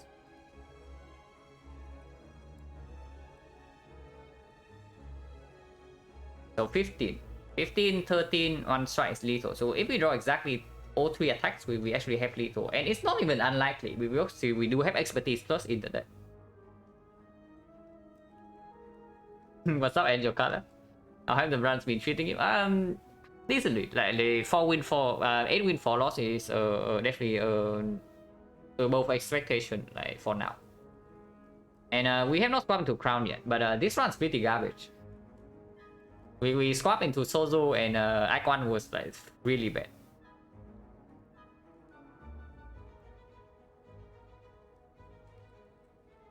Yeah, with expertise plus in the deck, I want to try for lethal for next turn. Because even if we kill this wizard here, she still attacks like 25% of the time. And yeah, if she doesn't attack, then she resummons, and then we need to kill the summons yet again. That is like super messy. Let's just go for lethal. Because if we brick on lethal, we probably also draw leg sweep. And this run wants me dead, yeah, kind of. Looking forward to crown run. Interesting. Watch me suffer. The crown run is probably either going to be interesting, or I just like straight up die early act 1. Like 1 with the 2.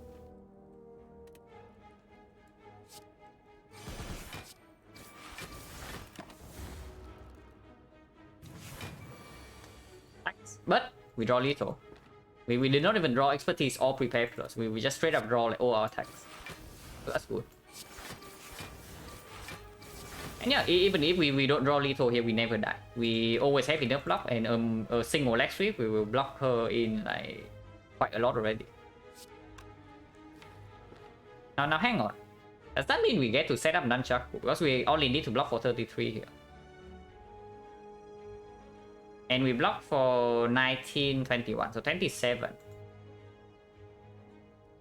Huh. We might actually get to set up Nunchaku.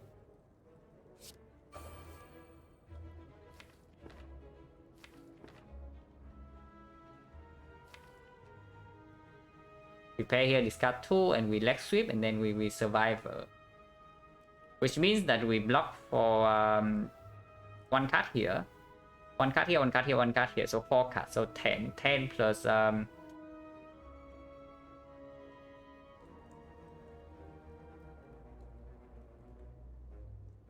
plus 19.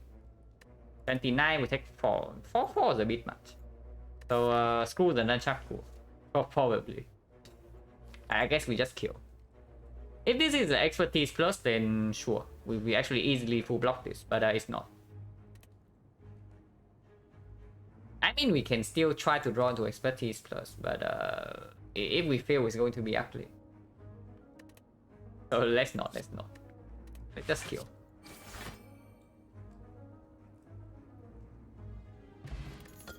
Yeah, who needs to set up Nunchaku, right? And yeah, here's the freaking Malays. So into pillow, into and then into Zuzu bracelet, Peter. The key was from Act 1, it was Zuzu bracelet. And we got like the decay from the wheel event. The decay is gone now, but we got it in Act 1.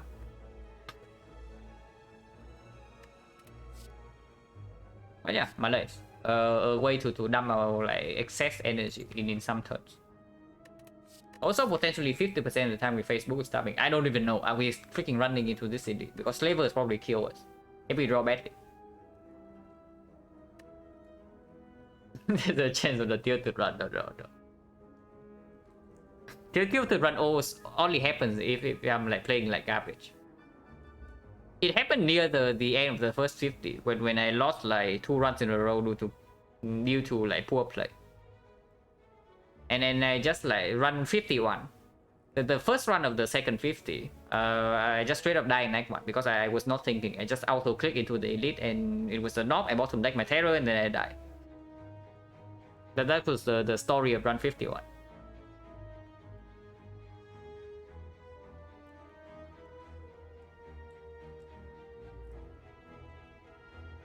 Could I have expertise into shift that turn on minion? Yeah, but there is no guarantee that could have full block. So I don't want to risk HP loss.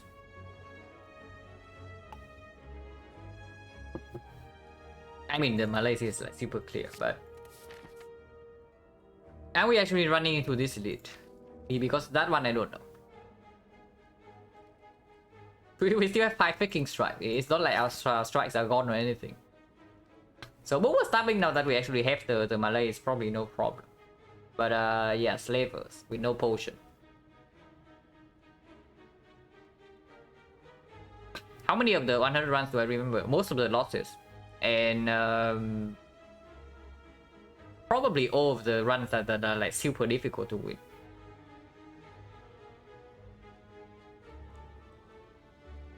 All the ones that are like in between, like super easy, you get like a very strong Act 1 into just like Nightmare Red form. I don't care about those. But the runs above like 6 hours, I always remember those, and of course like all the losses that I play poorly.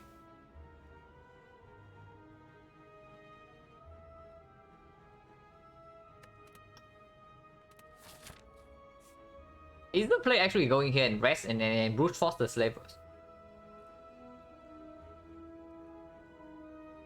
It's not even this elite, right? Because of the shop here we don't even want to go to. We have no gold. If I could slot 3 of 34 slot, that's too difficult. But now hang on, run 34th. Run 34th, it has to be when I'm like 27 and 7. So that was immediately after I lost the 10 streak. But that's probably all that I remember with that run. And then nothing else.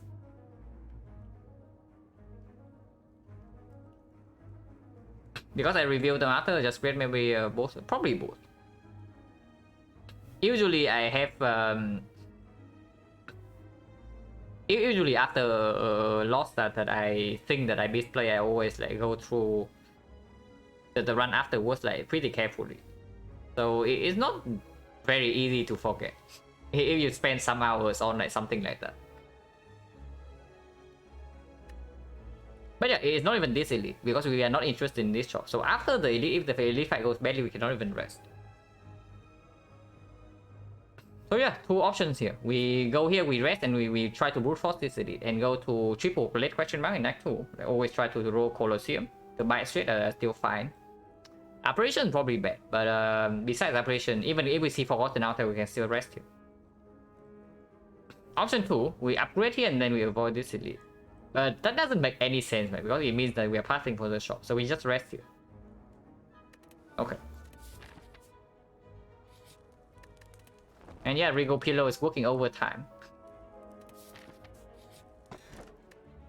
Yeah, Steko Skull for our poison, like amazing. The Steko Skull for all the poison cards that we will pick. Time to buy Envenom, honestly might be. It might be time for Envenom, because we do have the energy to play it.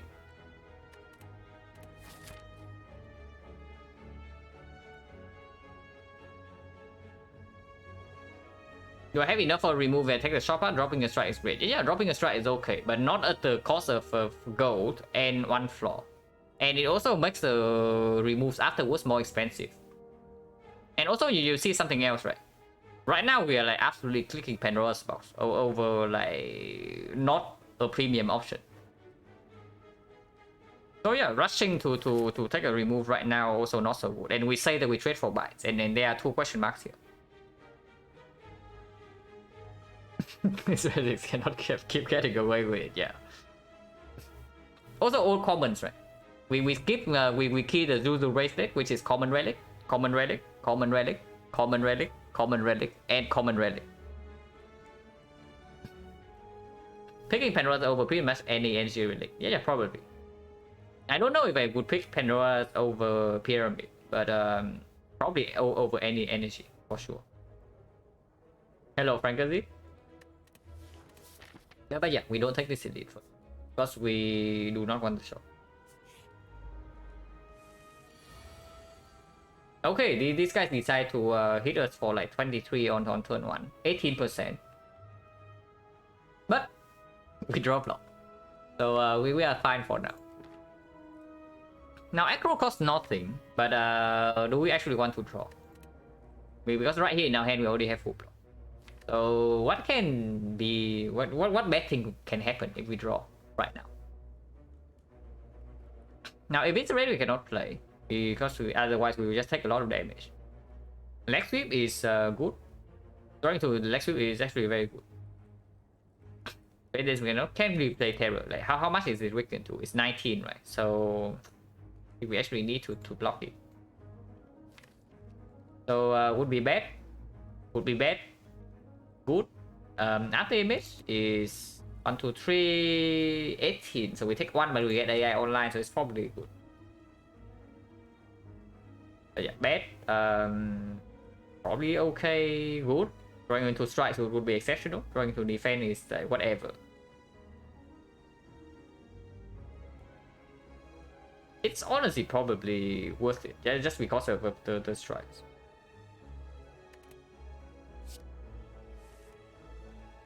One strike, one defense, one deck control. So not the best, not the worst.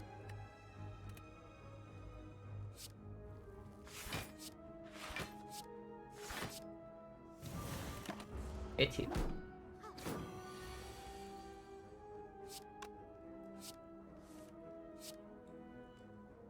We have 5 energy, so 1, 2, 3, 4, 5. So it's like this. I do one weaken on this guy next turn. Actually, we have 6 energy, which probably means that I actually want to. Do I want to preserve Nunchaku? Maybe I do, because there's no discard left in the deck except the deck control. So next turn I'm only having like 4 energy, and without discard this is also like super expensive, and Terror needs to be played. So saving Nunchaku is probably fine. Because the expertise plus is also coming up. Okay, I guess not. So good energy preservation. Like 5.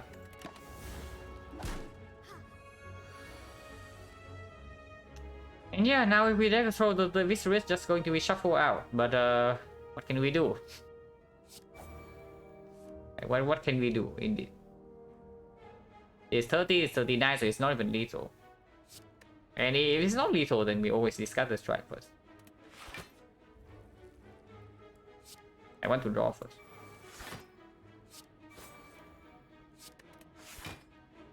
Yeah, now it's lethal. Deco Scout is finally getting Enveno riddles with those. I don't know. It depends on whether we can upgrade the Enveno. I think unupgraded Enveno is still not a thing, but if we can spend an upgrade on it, then sure, it's fine. Centurion, Rest Ram, yeah, very camouflage, right, for sure. You just see the shield handle here, and then nothing else.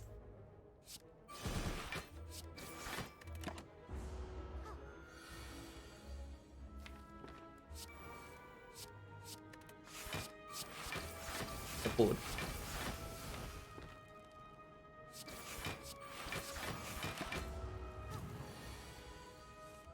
Deco Scout is such a good relic. Yeah, it's good, but right now it does nothing for us.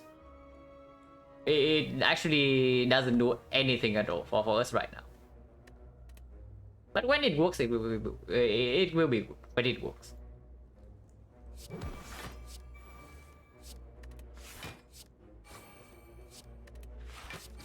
And Chaco on 5 is probably fine. We do have Lantern.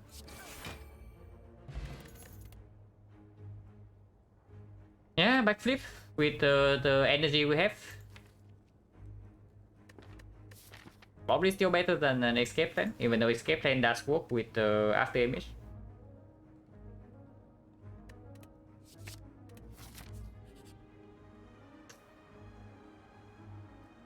Yeah, these guys are too late, and then I say that I don't want this.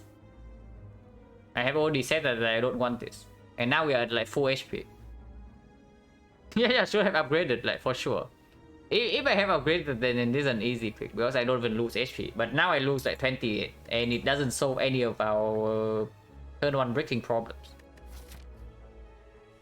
So probably not. Because of the Rigo Pillow, we can rest again here. So life loss from this fight doesn't matter as long as we don't like straight up die. So I don't think so. Ah yeah, slavers instead bootstrapping. And when we have Malays in the deck, like exceptional. Yeah, we lost the freaking 50-50 and never skip. No, I say that I rarely skip. I rarely skip aberration, but this is definitely one of the situations. Normally, like when I don't boss swap, then aberration is usually an easy pick. Because you just like have such a lower chance of not drawing another one turn 1. Never skip on stream. No, I say that I did not lose a single time when I pick them on stream. Yeah, aberration could be great here. Or we can also be dead. Like imagine if we take apparition and we don't draw them, one of them right now, what would happen? Not very good things. The reason I never lose it is because I know when to not pick, maybe. But it usually is good. Usually it's good when you don't boss swap. Like with the ringer snack, it's very nice, and it works with so many things. Because the moment you pick apparition, right, instantly you have like so many hits from the rare card boss reverse screen. Yeah, suddenly burst is insane, and nightmare instantly has a target, and yeah, red form you no longer has, you don't even need like, any way to multiply red form anymore. Because yeah, now you have red form apparition, and that's enough already. So instantly you have like 3 hits from the rare card screen, at least 3. Yeah, we aggro first. Man, no potion in this fight is so freaking rough. No, not having a potion in this fight is just like so insanely annoying.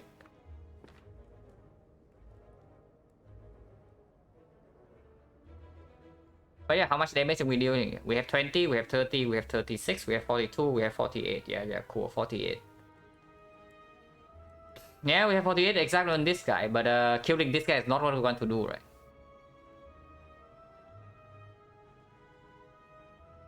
Is level the hard as it is? It depends on a lot of things. Like, as always. Because sometimes like Retromancer always kill you. But slavers you can get through with like 1 front load damage potion. Like for example, you have a 5 potion and suddenly you are doing okay against slavers. Even with a mediocre deck. But one potion cannot cheat the Retromancer. It kills you if you are not ready. And of course the same story for any Act 1 Elite, right? The Lagavulin, very early Lagavulin with no damage solution. The very early knock with the same story, no damage solution.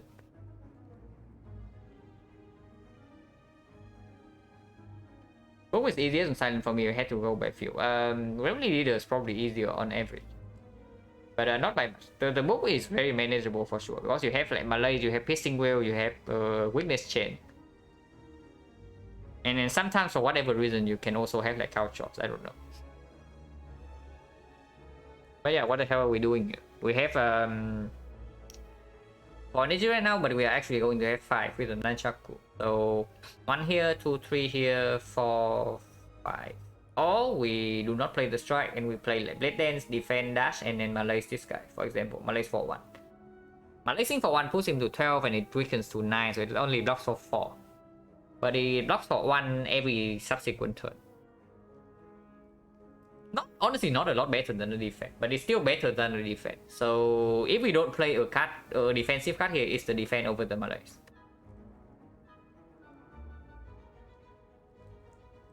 Six energy. Oh yeah. We also have Lantern, so we actually have 1 more energy than I counted. It's actually 6. It's actually 6 because of the Lantern. Yeah, this falls like after the cost of the aggro already. So yeah, 6 energy, 1, 2, 3, 4, 5, 6.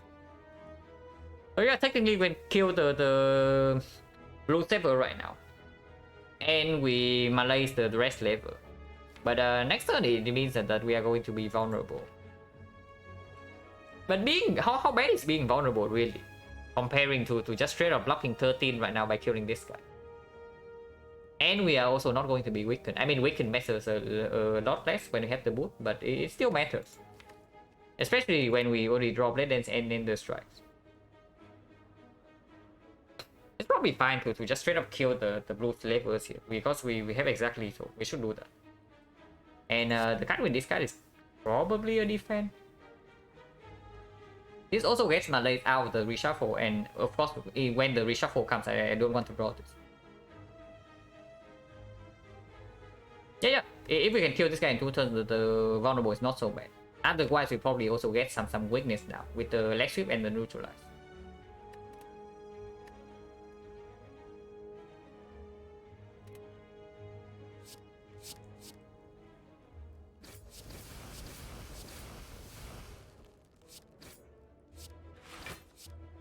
Oh yeah, we cannot even play the Malaise. What am I talking about? But that doesn't matter. We take 11 here. And I do not want to redraw the Malays. Okay, we are not being vulnerable. And I don't even know if that's good or bad. But we backtrip first.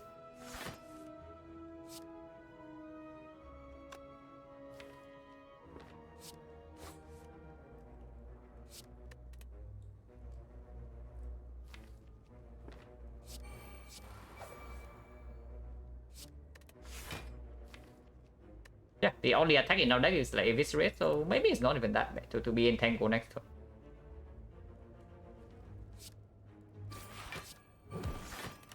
"21 is the exact HP range for the Eviscerate.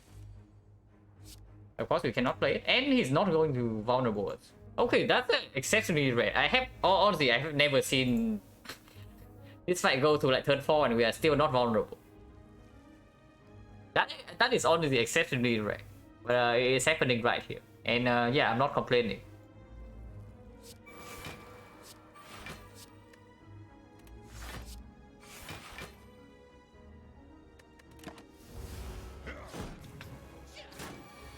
Amazing luck. Yeah. This fight has gone fairly well, but only if you can kill here.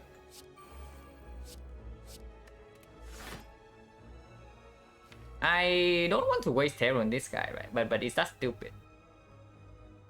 Now, if I don't waste terror on this guy, is actually a 16. And 16 means that we actually need to draw 3 attacks, and dagger throw plus strike is not lethal. But a single blade dance is a kill, a single eviscerate is a kill, and we have weakness on this guy next turn.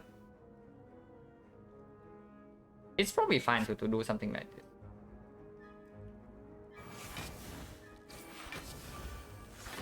Yeah, we have 3 strikes. Can't even draw, but no reason to, right? No reason. Actually, we have to play backflip either way, so just backflip first.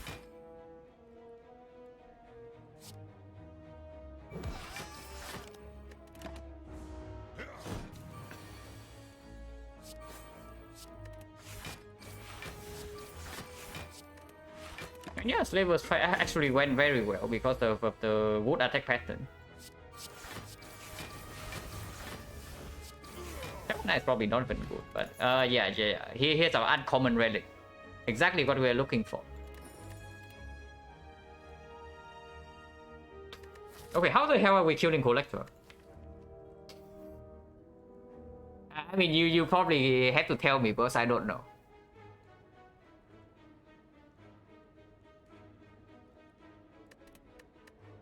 Well, it plans with the Malays. we use a potion. Yeah. I would also like to use a potion.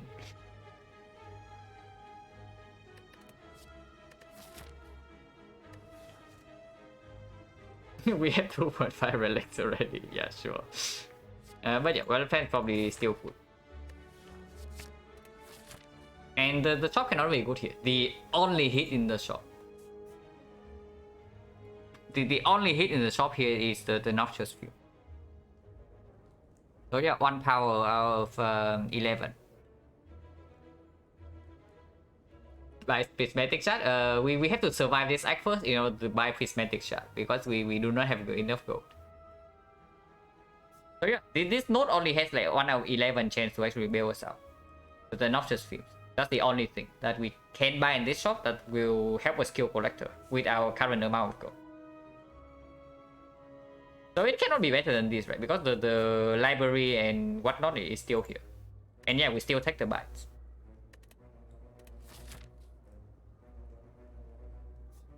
Would accuracy not be good enough? Probably not. Because we still need to waste like, a lot of time on the minions.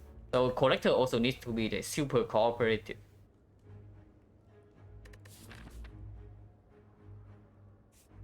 Because you see, our deck has no AoE damage. And we have 1 Blade Dance and the Infinite Blade, and then that's it. It's not like we have 3 Blade Dances or anything to actually use the accuracy.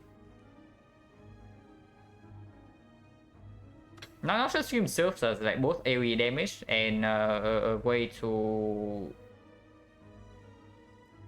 deal damage to the Collector when we have to block in through the garbage.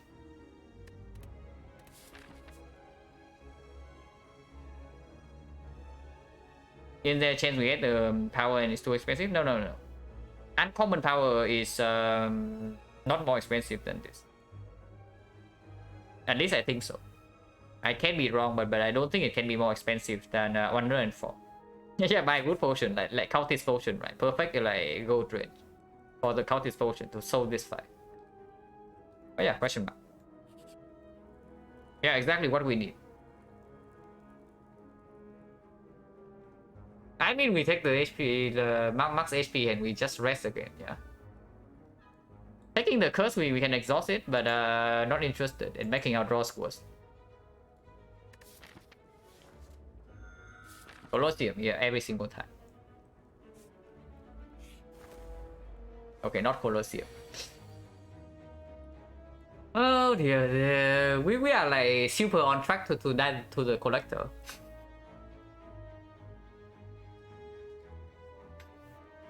Yeah, could have had 2 decays there for sure.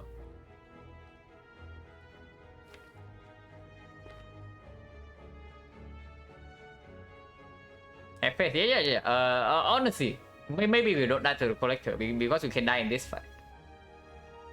That's also possible. We don't always die to the collector. But let's down the bird. Let's down the bird first, and then we think about like what happens afterwards.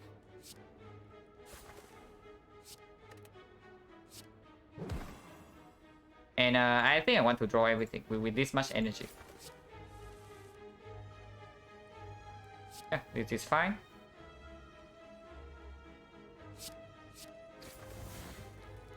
And just kill the bird right now.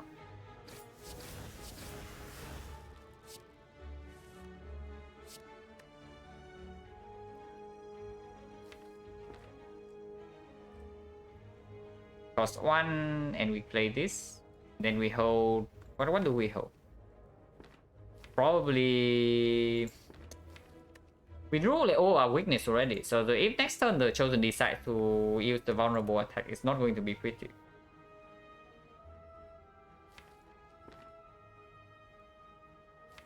Actually, eviscerate cost 0, so we have like 1 more energy to maybe play the Malays.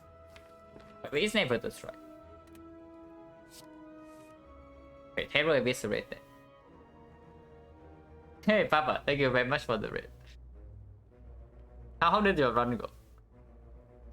I caught like the I think I caught the early act 1 of your silent run. Now that was like exceptionally greedy, I have to say. The Act 1 decision was like insanely greedy, but if you survive Act 1, then it is probably going to be very strong. No, if the run took this long, then I'm sure it went well.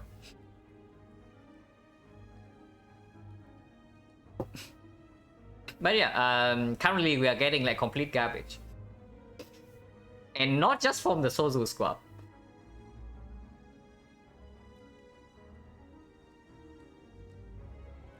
Like we are like 1 floor away from the collector, we have no answer, and our deck is pretty bad. The events have not delivered, and relics are not so good.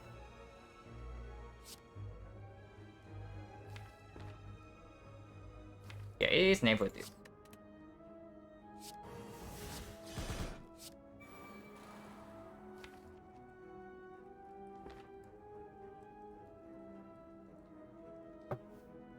The category and depth totally unnecessary. You know, so many offer later that run, yeah.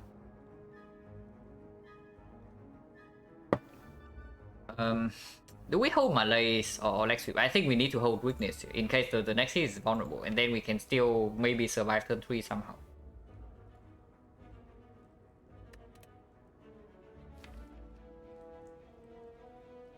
Has to be Malays, right? It has to be Malays, because if next turn she does not even attack, then we can Malays for like full energy.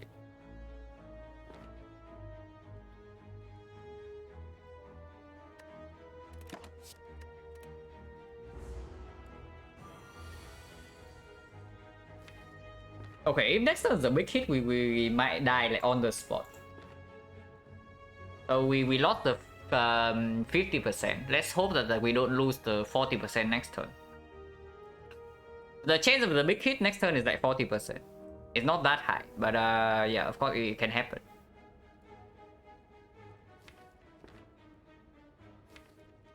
But I think the line here has to be AI deck control Malays.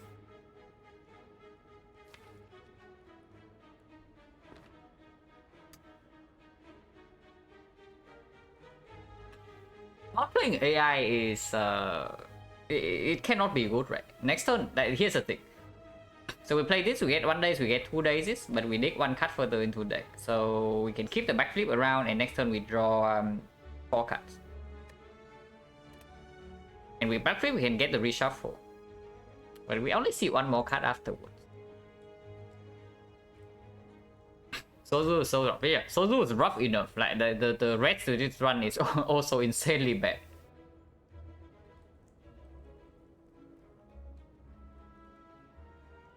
Not playing the after image means that we actually see another card next turn, but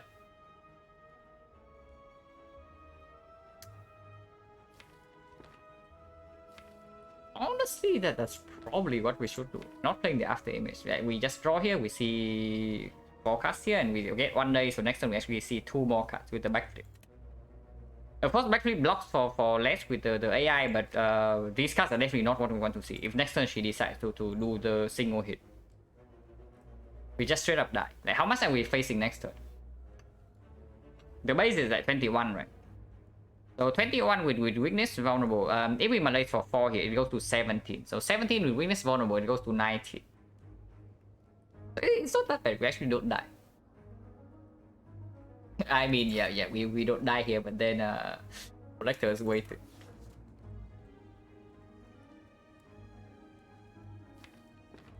After image means that we actually only malaise for 3. So base 21, 18, it goes to 20. It doesn't make a difference. We block for 1 more, and it hits for 1 more, so it's the same. But for the single hit, the base is 9. No, the base is 6. It's 6 times 2 with weakness vulnerable. We malaise for 3, it goes to 3 times 2, and with weakness vulnerable, it still stays 3 times 2. So we fully block. We just on backflip. Can play the after image, because it already gave us 2 HP this turn. Here we definitely malaise for 3 though. Give the backflip around. Aha! 3 times 2.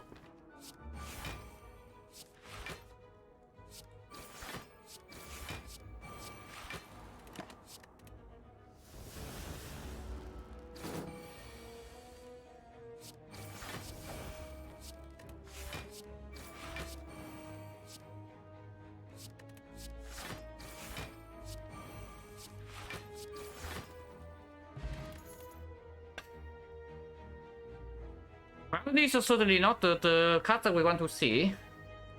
But outmaneuver plus with expertise, with the backflip, with 5 freaking strikes. If we have less strikes than this, then the outmaneuver plus can actually play. But not in this case, right? There's no way. And yeah, sticky strike. It plays for free fairly often. If I win collector fight, I have my mind blown. The collector needs to be like super kind to us. That's basically what needs to happen. Because right now we don't have a single answer for the minions. So if the pattern after the debuff turns are nasty, we always die. Outmaneuver plus here cannot be good. We simply do not have enough draw to support it. I mean, yeah, sure, with expertise. So how much? Ultimately, how much can we draw? This is draw 7. If we are talking like nonsense, it probably is not. Let's just say this is draw 5. So draw 5, draw 3, draw 2, draw 3. So 5, 3, 2, 2 is 12, 13, 14. So we shuffle the deck once every 3 turns. That's not good enough for the Maneuver Plus. So it has to be Sneaky Strike. Sneaky Strike is definitely better than Skill. So it has to be Sneaky Strike. Or we can pick a Distraction to hope for Corpse Explosion. That's also a thing.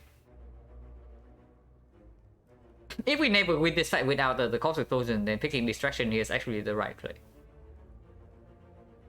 But it's not even true. Because honestly, this Sneaky Strike is not even that weak.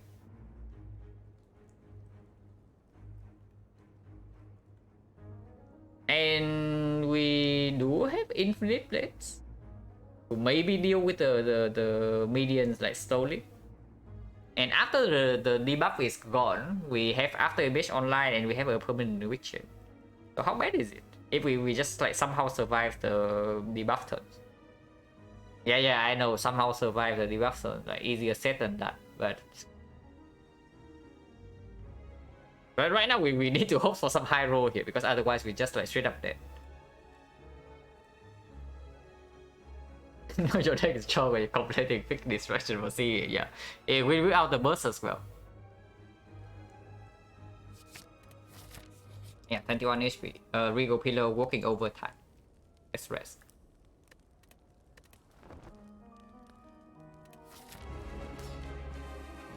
Error turn 1 is start. But float 2 energy.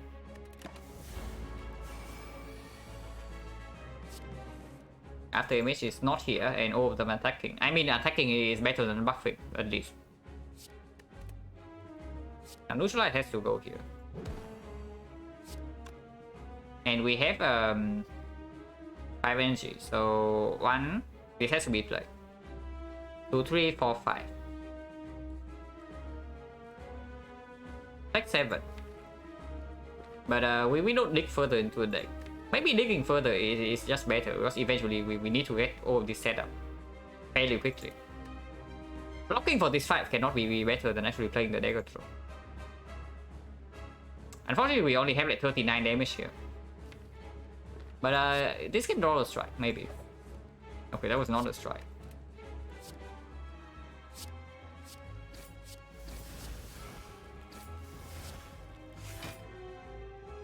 So this one is in like 1 strike lethal range, so I should not play the shift here. I should shift this guy instead. I mean, at least this turn we know that we don't draw the basic defense. Buff is bad and no discard. Okay.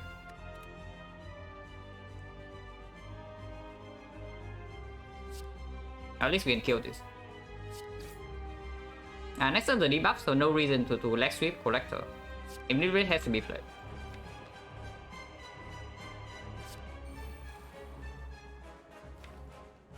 Blocking 7 or dealing 12 here.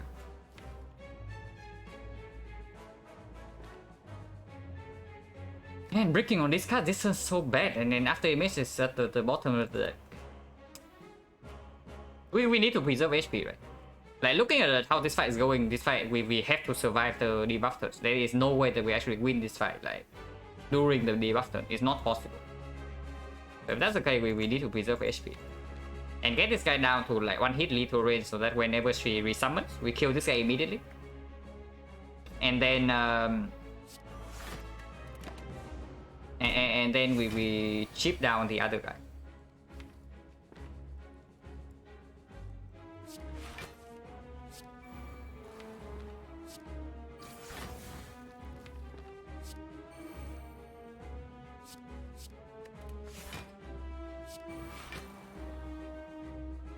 Em mà đây Collector.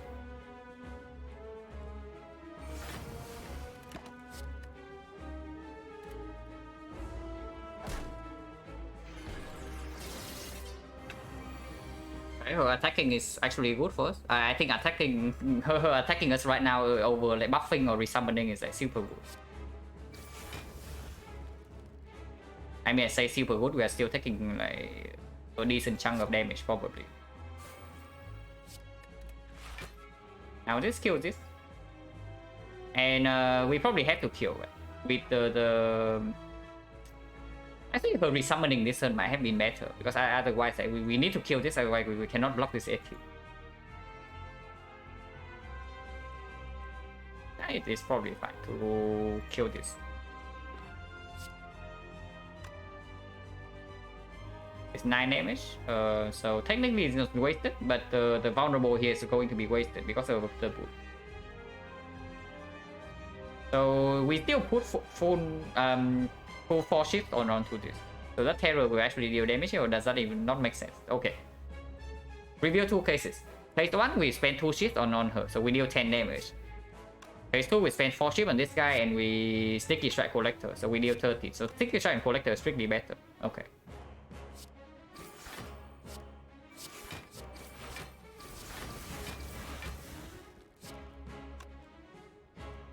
We apply weakness and deal more damage, or we wait for the prepare to combo with the Eviscerate. That's also possible.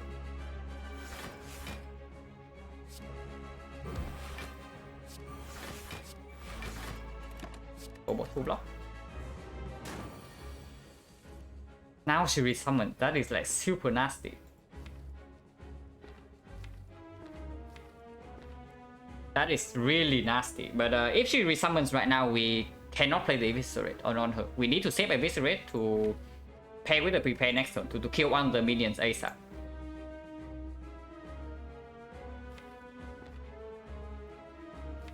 Which means that this turn we cannot even draw, right? Because if we aggro right now into the prepare, like we are getting completely wrecked next turn.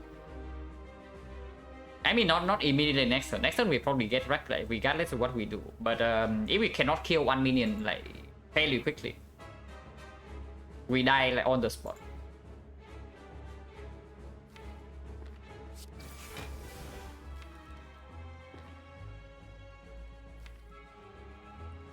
But aggro here only has the 3 hour of it, and if aggro missed the prepare right now, then we always draw prepare next turn. But that also shuffles out. Okay, bad thing. If we aggro right now and miss the prepare, if we hit the prepare, it's bad. But if we miss the prepare, the next turn we also shuffle out both the prepare and the Eviscerate, which is also like exceptionally bad. So let's not do that. So we actually cannot play the aggro here. Yeah, let's not. That's just like terrible. Hit the Eviscerate. And they roll 45 HP. Okay, at least we draw the prepare. They roll 45 HP. Like both of them.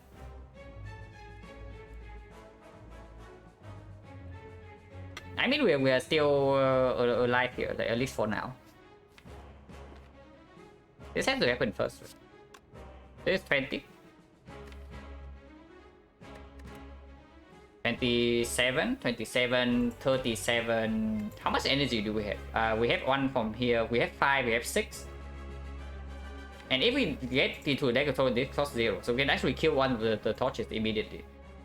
So much for good collector pattern. I mean, it's not that bad. She could have killed us by now if the pattern is like completely awful. It's not that bad. At least she's kind enough to actually attack us on turn 2 and then buff on turn 3. If she attacked us, if she buffs on turn 2 and then attack on turn 3, it would have been like so much worse.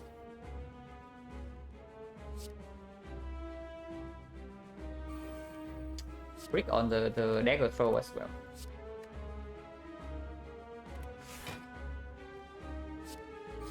But doesn't matter. I definitely cannot shuffle out the Eviscerate.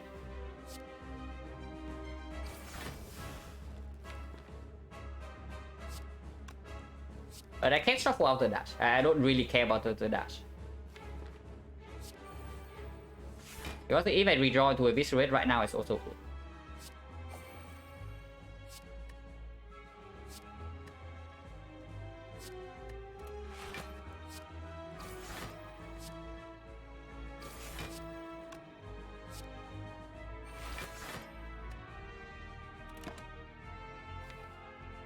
Keep probably strike in case she doesn't attack. In case she attacks, and it is quite bad.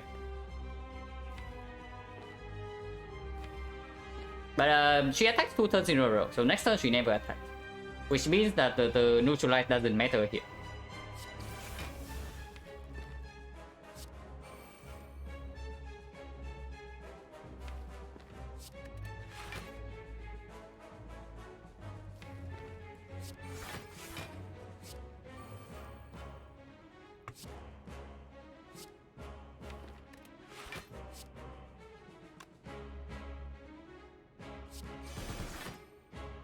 And yeah, the mood will kill this.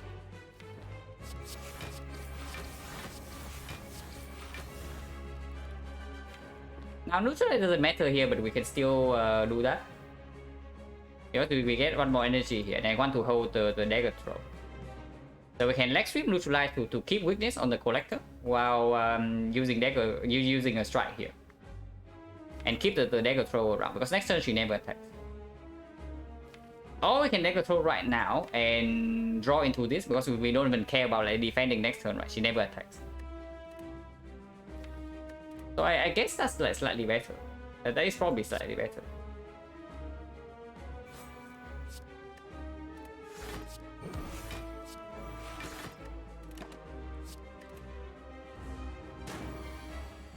Buffing instead of resummon is actually good. And next turn the debuff runs out.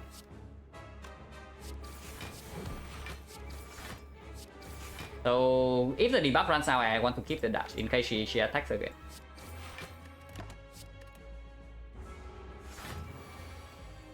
Holy crap, that's actually very good pattern for now. Exactly good pattern for us at the moment.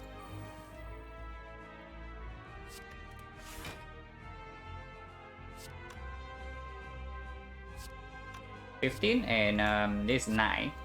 So it's like perfect boot value. And we can keep the prepare around. And I think I want to do that.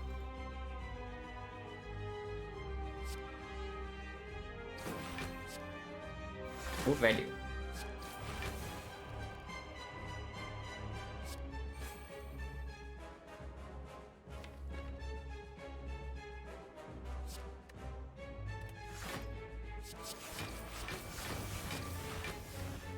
And yeah, never prepared here, right? Never prepared here. Just take one and keep the prepare for next turn. Not resummoning. Oh, this collector is very nice. This collector is very nice. Definitely not like the collector that killed us before.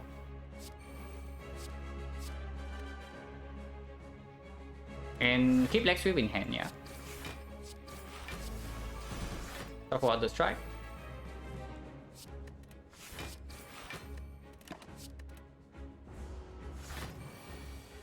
Doesn't resummon. Okay, I take that. I take this. Apparently she's actually like willing to let us through. We are not winning yet, but we are getting close.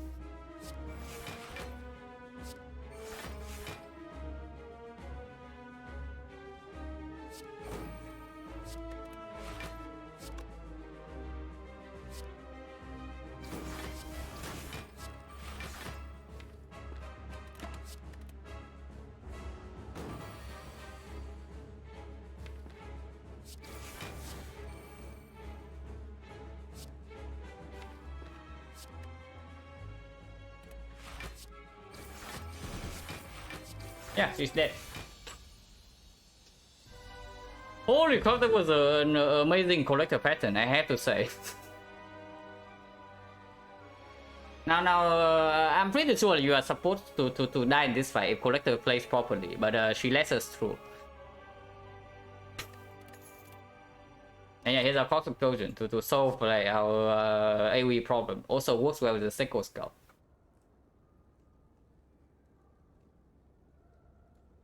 Or we have a Nightmare After Image if we say that we do not have anything to actually block against the heart. But it has to be this, right? We still have to fight the freaking Burning Elite next act. And yeah, we have no answer for like Rectomancer at the moment. Rectomancer is like the collector, but Rectomancer is not going to play nice. Rectomancer will never play nice if we cannot kill her daggers. So probably better pick this Corpse Explosion. Underestimated air gaming. Yeah, after image blocks a lot in the collector fight, and we do have a permanent weakness. But if she resummons like a bad time more than once, we can never win. Because AI block is nice and weakness is nice, but we cannot keep weakness on all three torches, and we need like, at least 2 turns to kill a torch. So you saw, right? The turn she resummons. The turn where she resummons, we killed like one of the torches almost immediately, but we still took like 20 damage in the one hit. And if she decides to do that like one more time, we're just straight up dead. Because then we also need to waste like 80 damage on the torches instead of like immediately on the collector. But yeah, it just got explosion here. Instant click. Yeah, instant click, right?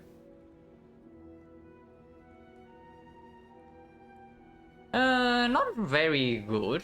Not super bad, but not very good, I have to say. Way too many attacks for my taste.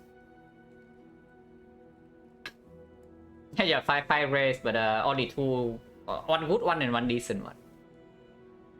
And I mean, these are better than strikes, but and I guess we do have after image, so we don't need the defense that much, but it's not so good. Also, yeah, the sticky strike definitely perform in the collector fight.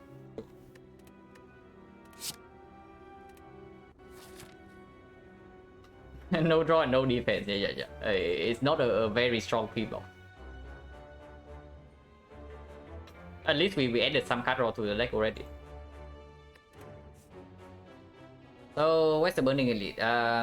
Okay, we are forced to go to 3 elites. We cannot avoid this. We cannot avoid this, and we cannot avoid this. So 3 elites back to back. And the fire is before the Burning Elite, not after. So that's problematic. And after the Burning Elite, there's no fire until here.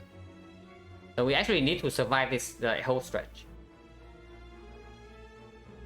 Without potions.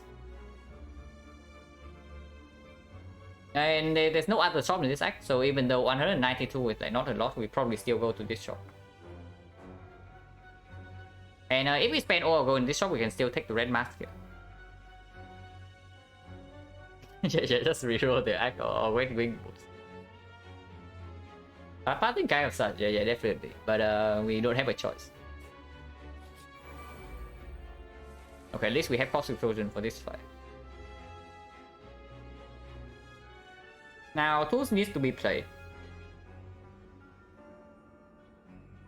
We have 6 energy this turn, so 2 here, this is free.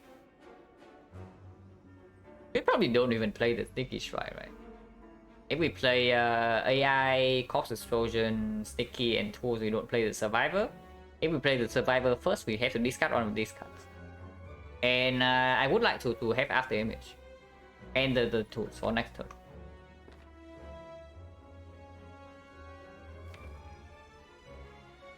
That's been true. How much does the After Image even block? We have no Piercing Will. So the best way to block next turn is actually trying to kill this somehow.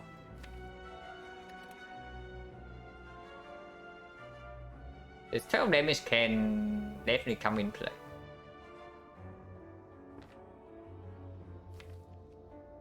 Probably not, right? Probably not.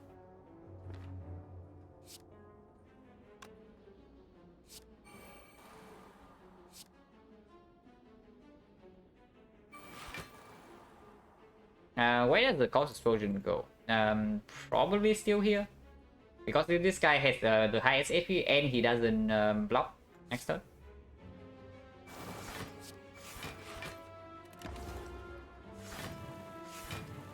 How is Pandora card rarely calculated? I think it's completely random, right? It's just like a normal transform. Also, yeah, after image. Hopefully can draw into some card draw right now. Because otherwise we are taking I don't know how much damage.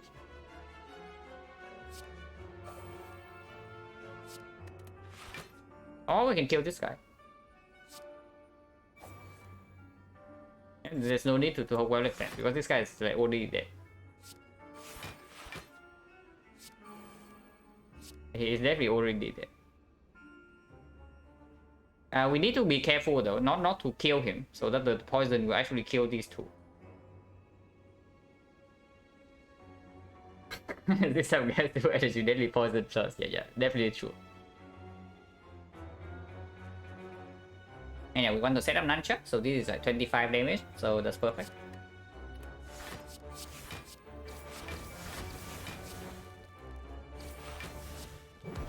and this can go somewhere else.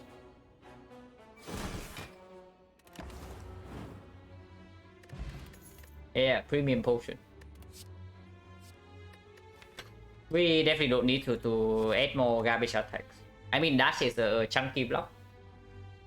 But it's only, I mean, chunky in the sense that we spend our energy on block, but it's only block 10. Probably not. Dash plus maybe, but dash minus cannot be.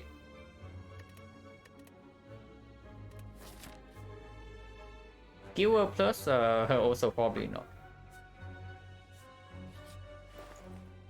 Mirror. Bronze scale. Can't remove. What can we mirror? Is there any card in our deck that's actually worth like mirroring? Cure plus could be good if we have so many. Yeah, maybe. After image? I'm thinking if I mirror something is expertise plus. That is if I even click this mirror over this card remove.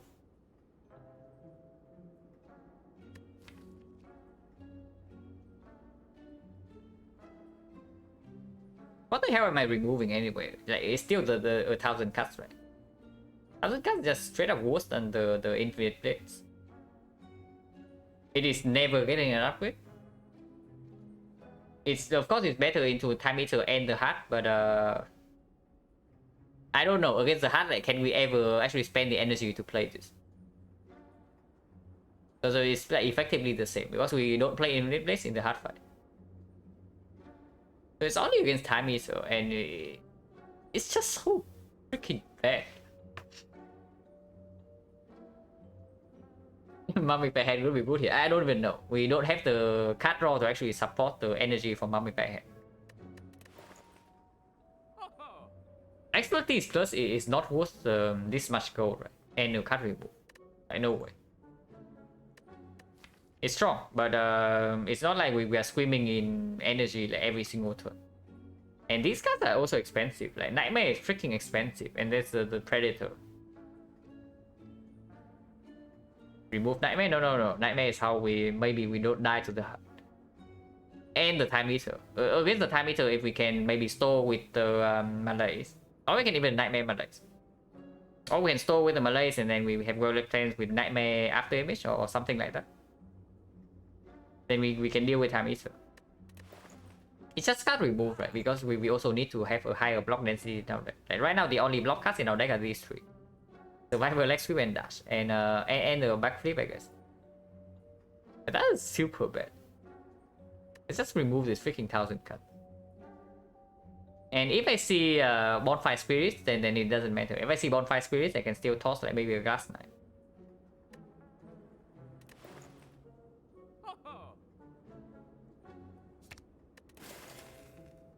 Yeah, nothing else to buy here. I would have loved to buy a potion, but no potion here. So no red mask. 81 gold is not super good for the red mask.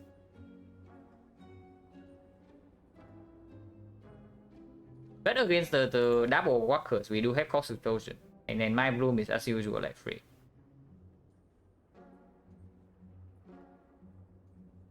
Madness is how bad is Madness really? We do have expertise plus and then expensive cards.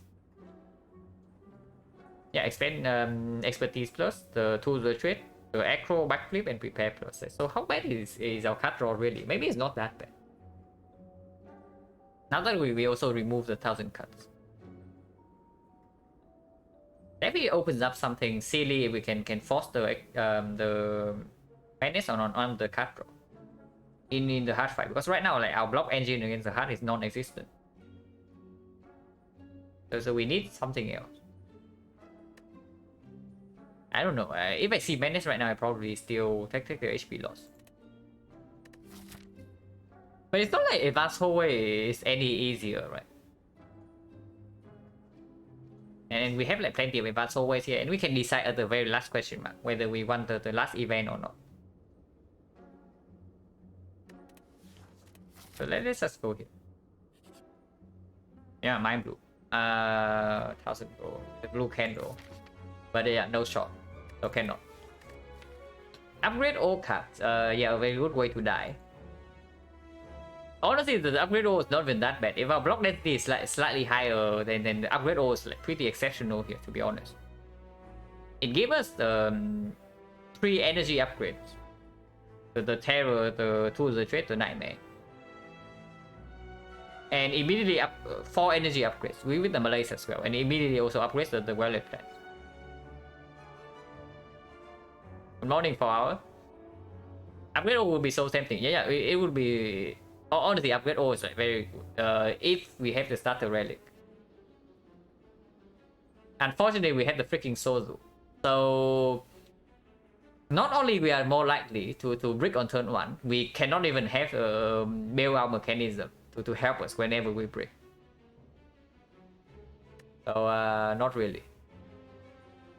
Yeah, Infinite Blades also gets upgraded and we don't draw the extra cards. So definitely not this. Yeah, upgrade all with this hand, yeah.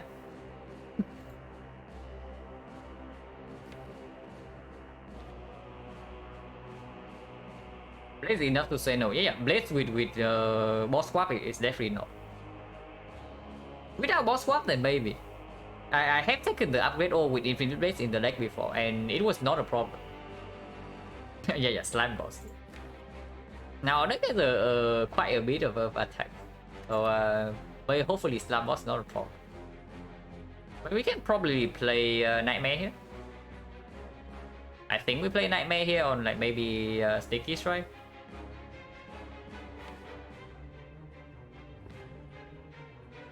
Or on the die.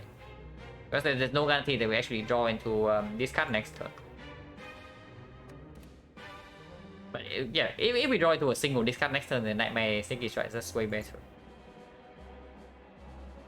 Gonna be a good relic here. Yeah, plenty. There's like Incense Burner, there's Stuck Bandages, there's Lizard Tail, there's Gambling Chip. Yeah, there's Death Branch. Oh, we can also get Unceasing Top. Or like Ginger. But yeah, hopefully no Unceasing Top. Is it actually Nightmare here? It probably is, right? But on which one? How many discards do we have? 1, 2, 3, 4. Only 4. 5. 5 discards, but we have card draw. It's probably okay. Stone Calendar. Yeah, Stone Calendar. And yeah, I want that guy in the deck probably. So let's just Sticky Strike here. Yeah, got the Echo Dagger Throw. Another. I don't play this.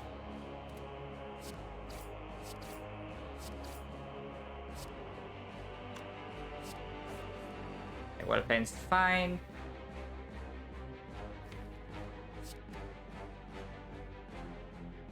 $81, that's too much, but Hoop is not down. So probably play Sticky Strike and keep the Sucker Punch for next turn. Oh no, keep the Dagger Throw. We split either way.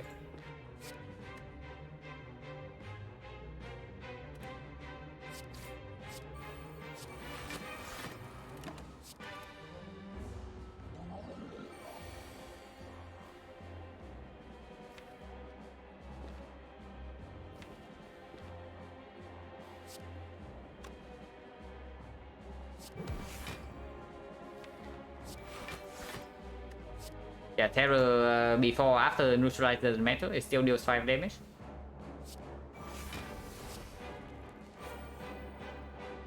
Malaise is useless here. It can be discarded.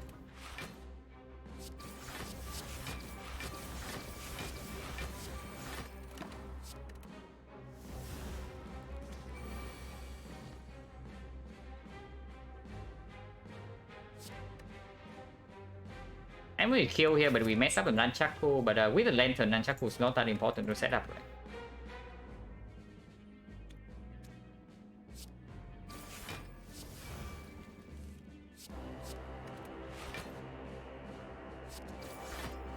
Oh, you can also not kill.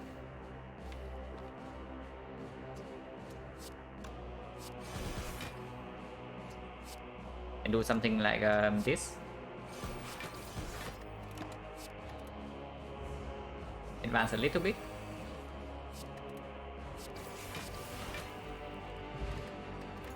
Okay, middle ground, I guess. Could be worse, could be better. The inconsequential, very rarely. Garbage.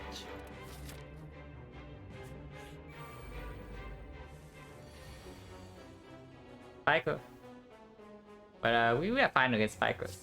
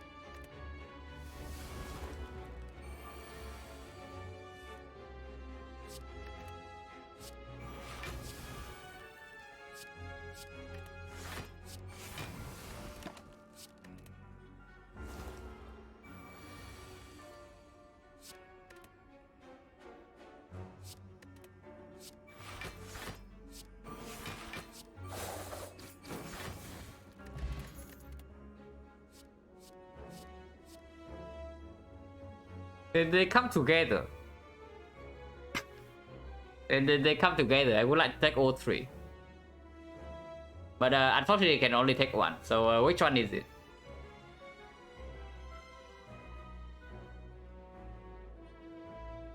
It probably is not a second AI, right? We have like too many powers to draw into already. And if we can store for long enough, we eventually can nightmare the after image. We have a lot of weakness. It's not even true. We have Malay, Sweeping Cloud, Leg Sweep, and Neutralize. But Malay's Exhaust. Sweeping Cloud Exhaust. Sucker Punch, we don't even care about the deck. Like, honestly, if we get another card remove, we would like to remove this. And yeah, like let's say the Time Eater fight. You play the Malays in the first cycle, and then you play the Gripping Cloud. What happens in the second cycle? After the debuff push. There's only these two, right? And in the Sucker Punch, which is weakness source, but we don't want to play. And yeah, block density is like super low. So there's a leg sweep. Now, Piercing Bill is less necessary now that we actually have the Malays. And we have the energy to support the leg sweep. It probably has to be leg sweep, right? Over after image. I don't think it's ever Piercing Bill. But yeah, the block density is like way too low. And picking this up maybe can open up some potential leg footwork if we see like a footwork plus. Also a good nightmare target. I mean, if we are talking nightmare target, then this is also another one. But doesn't really work out before we get all the plans in play, right? And we can just like nightmare this leg sweep plus in the hard fight, and then it will perform like just as well as this.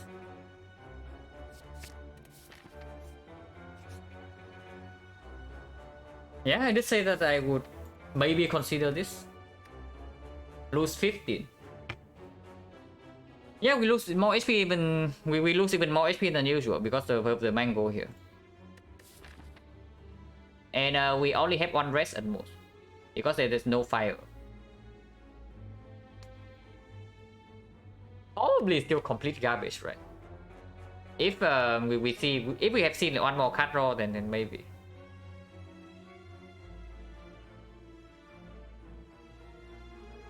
It probably is still complete garbage. It's way too slow. Now it's good with the nightmare, and that for sure. we manage something and then we nightmare that whatever thing that is. Like for example, we get a 0 cost leg sweep plus, and then suddenly now our deck just has like 4 leg sweep plus that cost 0. And yeah, that just blocks against everything. But insanely optimistic. Are we at the point where we need to be optimistic in order to win this run?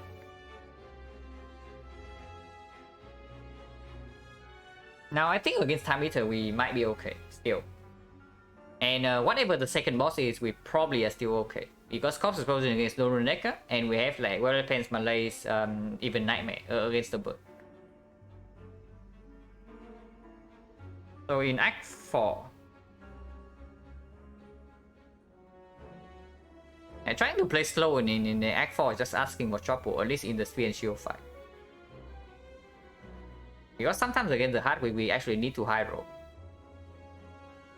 But Spear and Shield is extremely fishy if we pick up this Madness.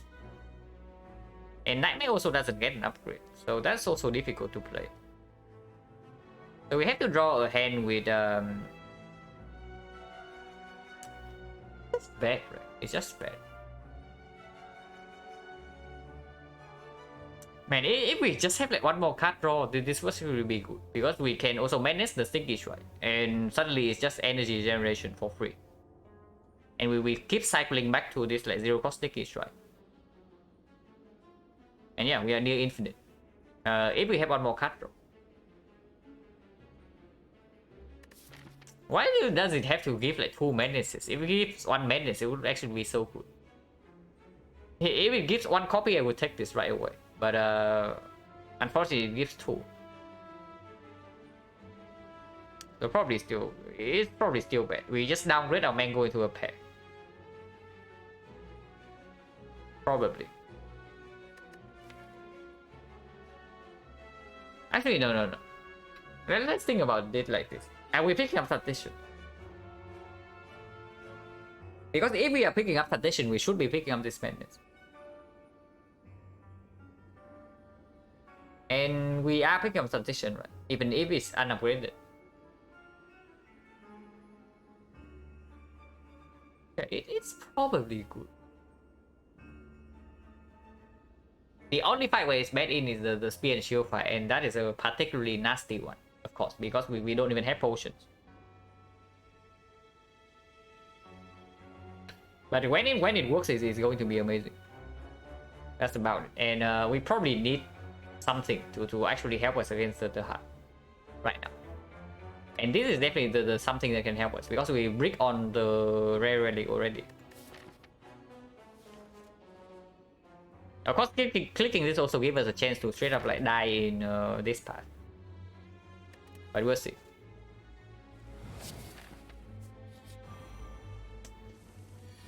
Giant Head first. So the Burning Elite is not Giant Head.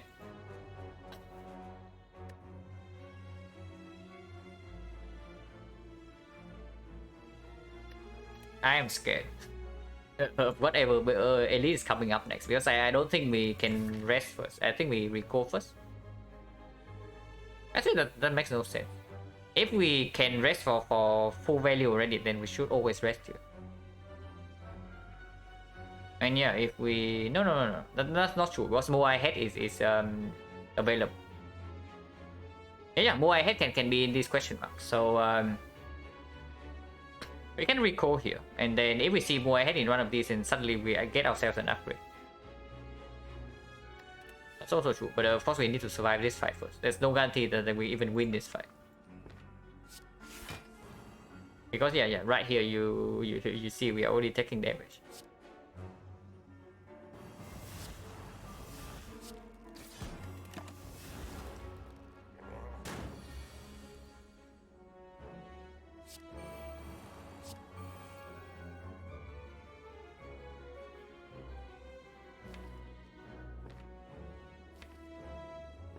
And manage the Corpse Explosion, or we can just hold it in hand, or we can just discard it completely. A couple of options.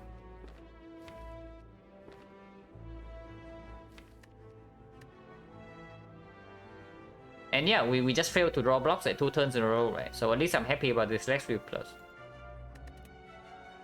Drawing into it at some point would be nice. Probably want to exhaust die no matter what happens here. So got caught. And probably discard neutralize, play well play die and keep the menace. Because the good menace targets are coming up. And the progress in this fight is slow. If we have not been making progress in the first few turns, then we actually need to have something good coming up. It's basically what's happening.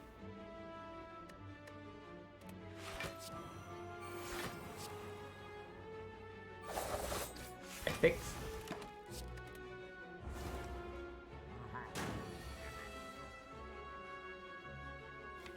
Yeah, definitely don't want the menace to hit deck control. So we can deck control first. I think the leg sweep here is fine.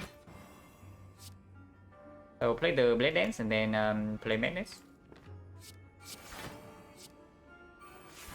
Yeah, of course it hits the other menace. And I wanted to forcefully hit the leg sweep here, right? So let's eviscerate. And then menace the leg sweep here.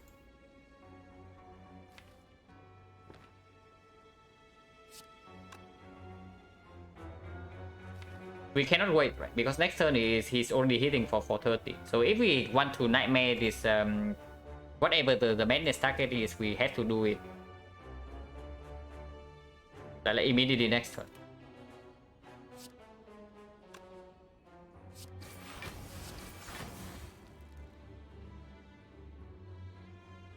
Yeah. We oh no. You mean that we want to save this menace? No, that's way too slow. Because next turn we need to block for 30 already. We also waste Nunchaku, but probably fine.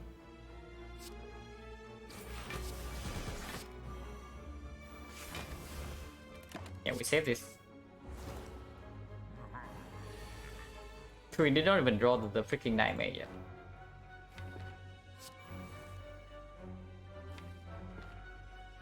Okay, I guess we can do it next turn.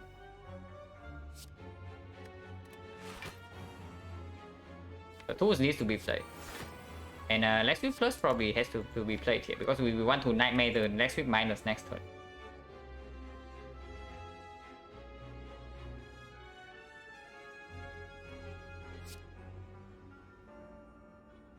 I mean, we are taking like so much damage here already. Like forget the burning edit. Are we even surviving this fight? With this draw order.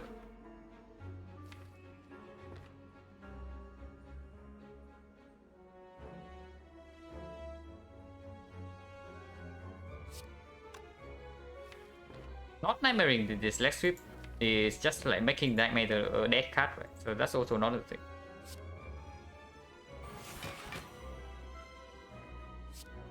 And even if this has to be played, it gets out of deck and it gives us passive damage and then one block every turn. It's not like malaying this for one, it's saving us more than one. And I do not play the leg sweep here, just because the nightmare is coming out. And I want to do it next turn. And I just take 11.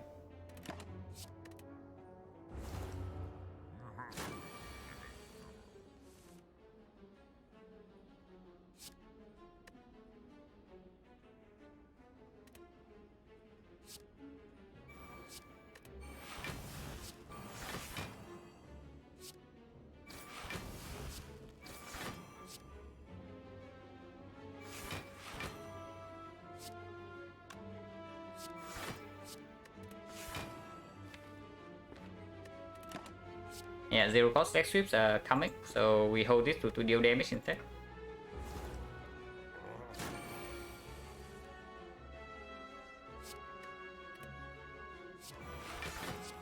Play 2 because we can hold one.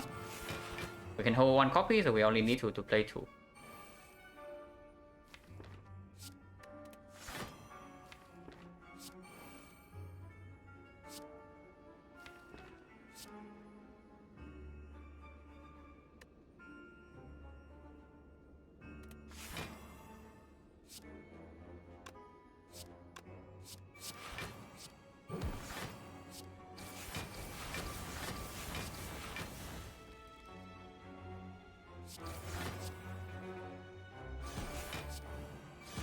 another one, but either kill or still easily block next turn. Because yeah, now we have like 4 leg sweep in the deck that cost 0.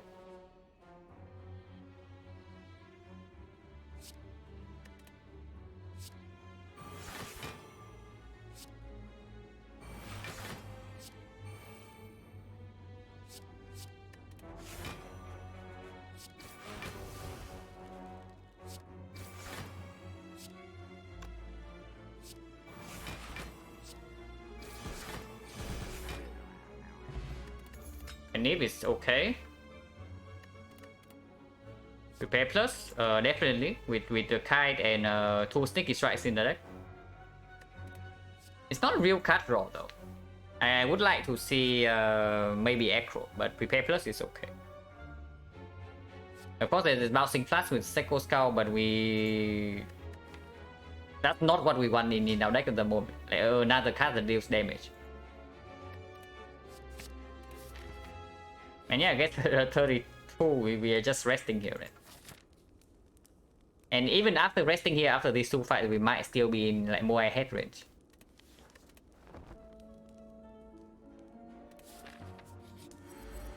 Nemesis.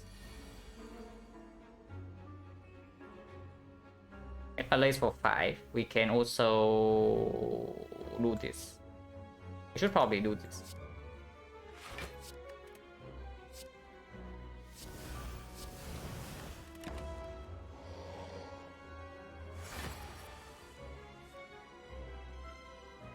Yeah, this Rigo pillow has been like pretty amazing, that's for sure.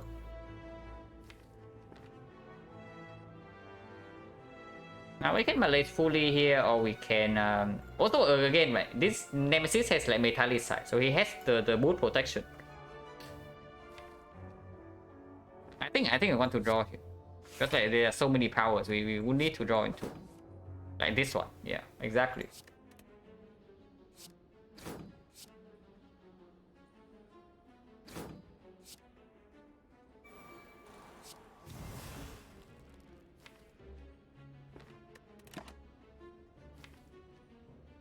And probably keep this around in case the 45 is coming up.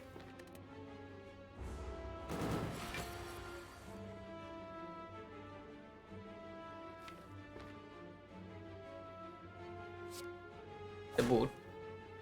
Maintenance on Predator is probably okay. Either a Predator or Leg Sweep are completely fine, whatever it is hit.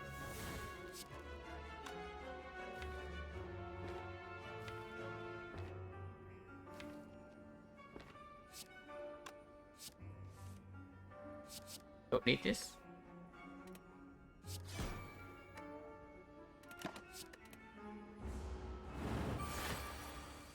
$29, but we have Leg Sweep Plus in our hand.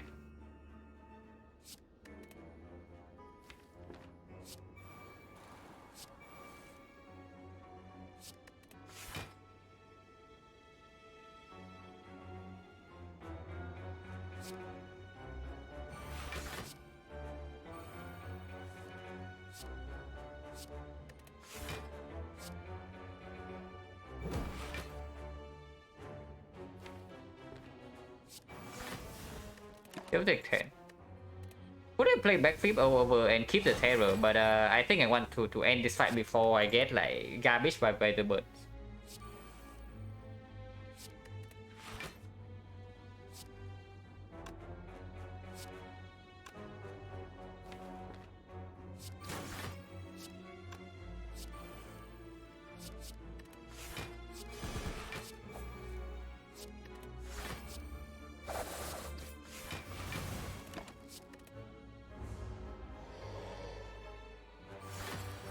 Seven.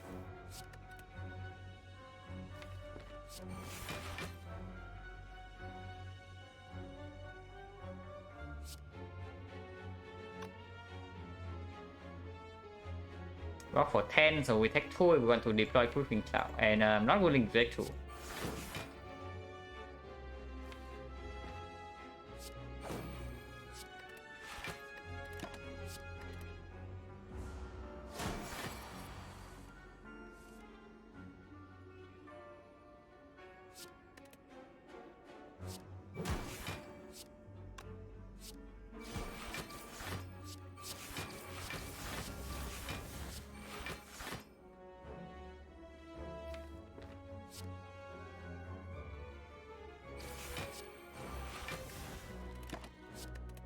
Save the penny.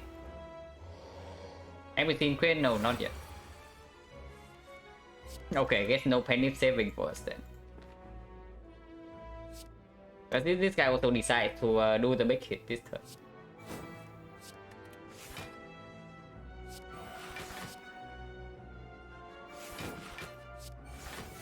And we take another 3.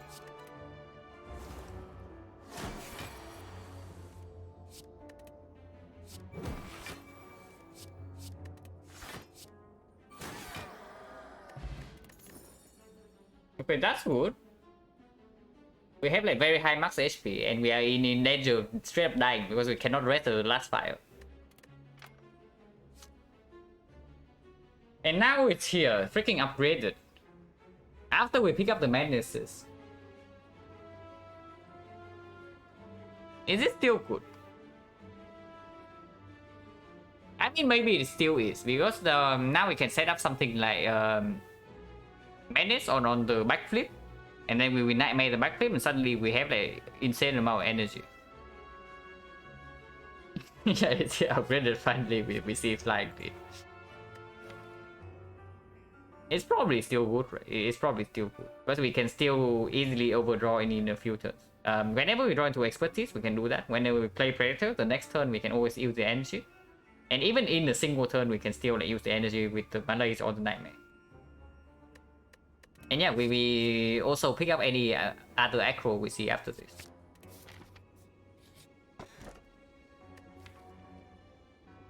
Bottle lightning. Now I have to admit, lightning is probably not the bottle I want.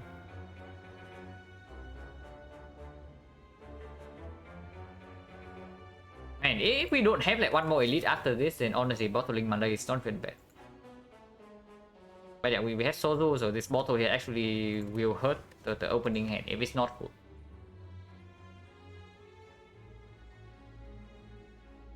Yeah, bottle lightning is definitely not what I want to see. I want to see the bottle tornado, so I can actually bottle this freaking to the trade. And yeah, it's probably to the trade over Wild Plant.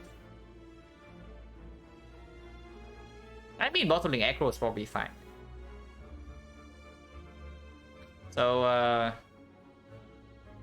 bottling aggro is probably fine. It gives us kite energy immediately, and we also have lantern energy. The alternative is like expertise plus. But aggro is probably better. Also, aggro is amazing. Not really amazing, it's good, but it's definitely not better than bottling something like. I see a pseudo back, but it also takes away the aggro from the rest around deck.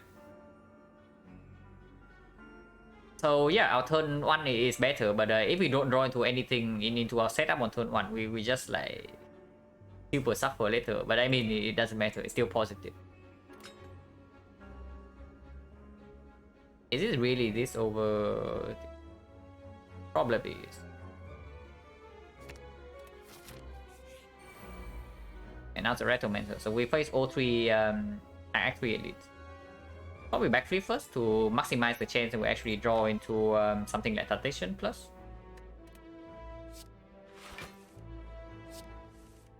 Okay, no Tatation plus. We have 4 energy now and 5 energy. And this costs 0. So we can play the Cloud. Cloud deals 5 poison. 5 poison plus 17 is a kill on this, so we can do that. Not really, it's a discuss or non-sacrifice.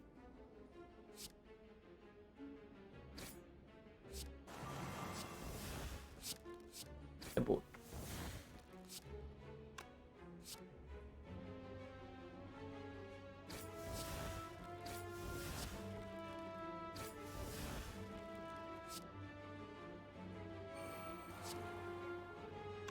This has to be played. I don't care about menacing the dash. And we can probably keep the menace around. Because the trade is already online. But we also have like no real card draw left in our deck, and there's another copy of Madness, so maybe not. Maybe it's just a dash to guarantee that this guy is already dead next turn, but maybe you can use the dash to kill one of these two. And she can also attack next turn.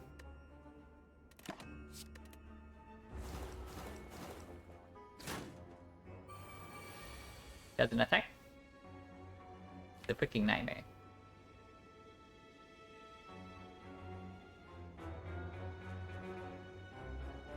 Yeah, we can dash kill this guy. And then she resummons again, so these guys need to die because the Corpse Explosion is still not here.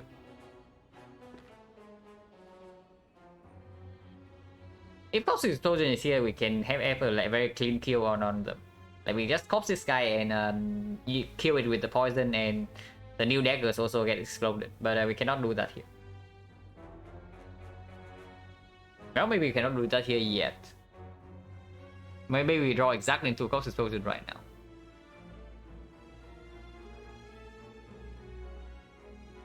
But I want to play Infinite Blade. The card that is never played here is Nightmare, right? With Madness not being in our hand.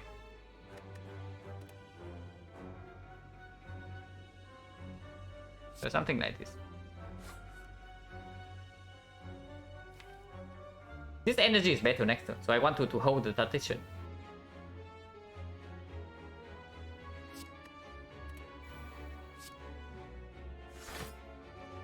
If I hold the Tactician, then I should just skill here.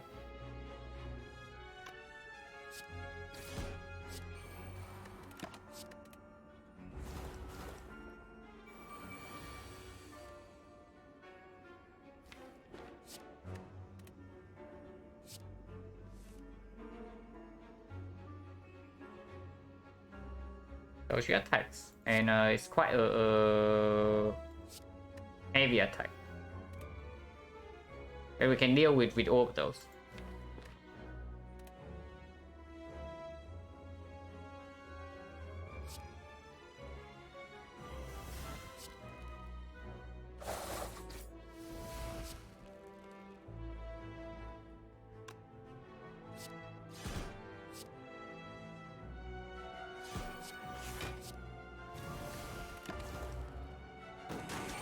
Attack 8. Attacks again, but this time Corpse Explosion in hand and our things are getting set up. Maybe we just need to hold the freaking Corpse Explosion in case she resummons again. But maybe not. Maybe we just hold the Expertise. Because right now I want to get this Menace down on either Expertise or the Sneaky Strike.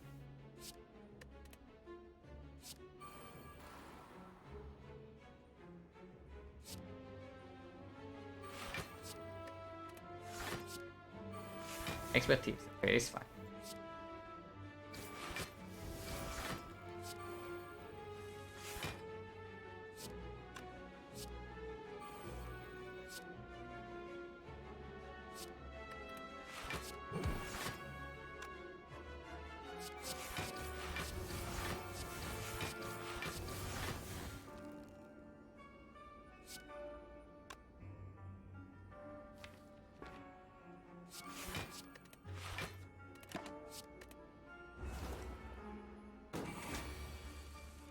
Corpse Explosion is here.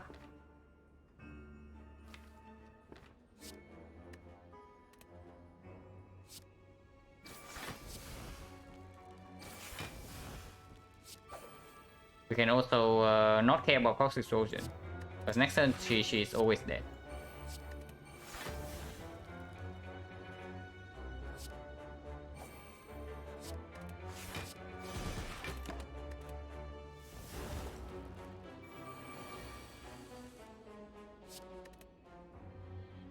And Nip. Yeah, with the lantern, with the lantern, even with the bottle acro, like lantern and the kite, we have 6 energy already, so we don't need to set up this nunchaku. So I think probably setting up Penip is more important for the whole wave fight.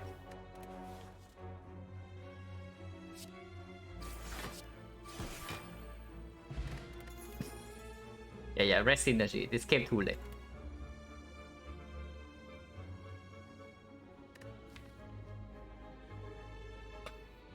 No, right? Oh, probably not. We have enough damage with the... We have enough damage with the 2 sticky strike and the eviscerate already. This is not going to build us out like the best situations. Because this can only play after we get like set up all our powers already. So maybe on like turn 3 or turn 4. And after the first deck cycle, it can play frequently. But after that, we're already strong. It cannot be good. And another sticky strike plus? Yeah, sure. Not interested. Deadly poison plus. Okay. Honestly, if we have a catalyst or something, then maybe deadly poison plus. But honestly, with the nightmare, with nightmare catalyst, these two are sufficient. So no need.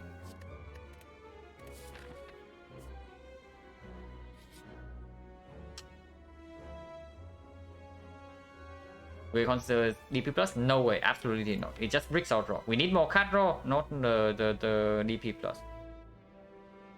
Grand Finale was like considered just because it dealt like so much, it deals so much damage, and it also fits our deck. And actually, we have plenty. Yeah, absolutely not.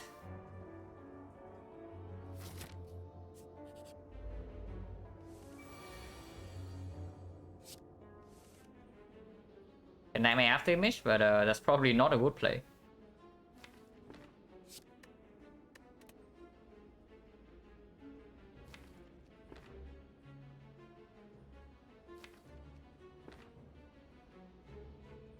The events in this one will be miserable. I mean the My Bloom was fine. My Bloom gave us Mango, which led us to getting this relic from the elite. Without the Mango for My Bloom, the Nemesis would have dropped. It wasn't even from Nemesis. I mean, I don't even remember. But the elite would have dropped the Mango instead of the Blizzard too. It was okay. Do I want to draw? I want to deploy After Image. Probably not, because I also want Weaken for next turn, guaranteed.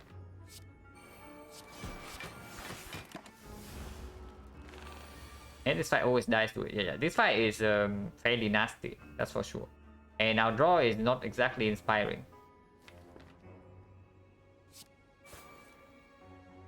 They're definitely not very inspiring. That I can tell you.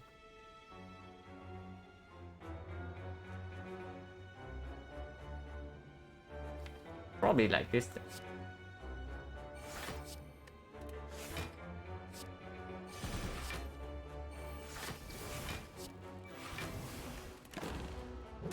Minus 14.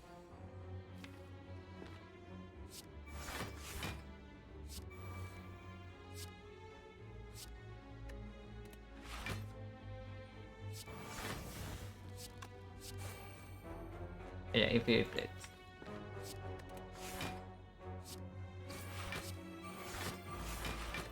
And a 2. This fight is like particularly nasty because you get no downtime. He always he attacks you every single turn, and you also didn't have to deal with this garbage. So if the deck output is lacking, like you can feel it very easily. And yeah, right now our deck output is a little bit lacking, just a tiny bit.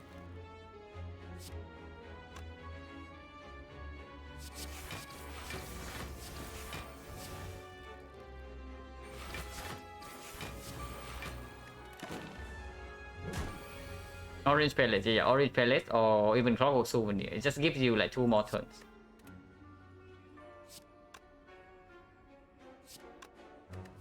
Another 5. So if we cannot set up the Penny, then sure, we set up the Nunchaku.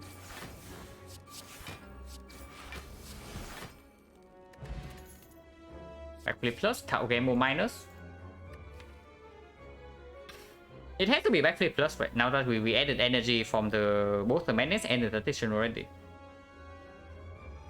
Game Move doesn't exactly play until you overdraw. And right now we don't overdraw that often. And also this unupgraded, so it exhausts.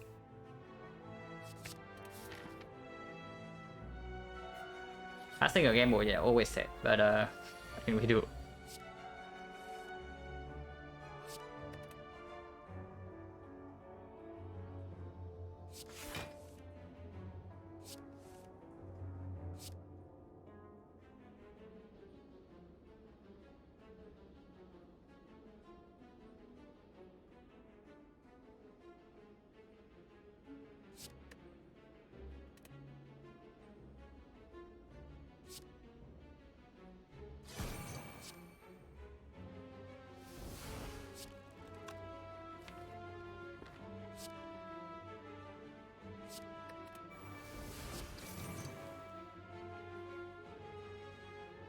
Minus 27, so minus 31, minus 31, it goes out to 9, so we can do 6. So we take 1, but we Malay for 2 more.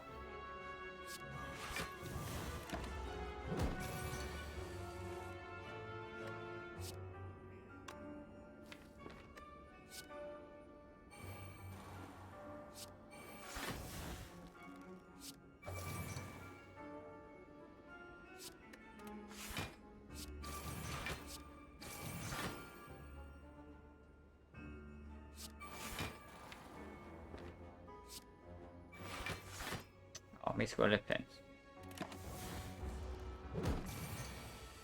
But at least tools is online. Error bottom deck though.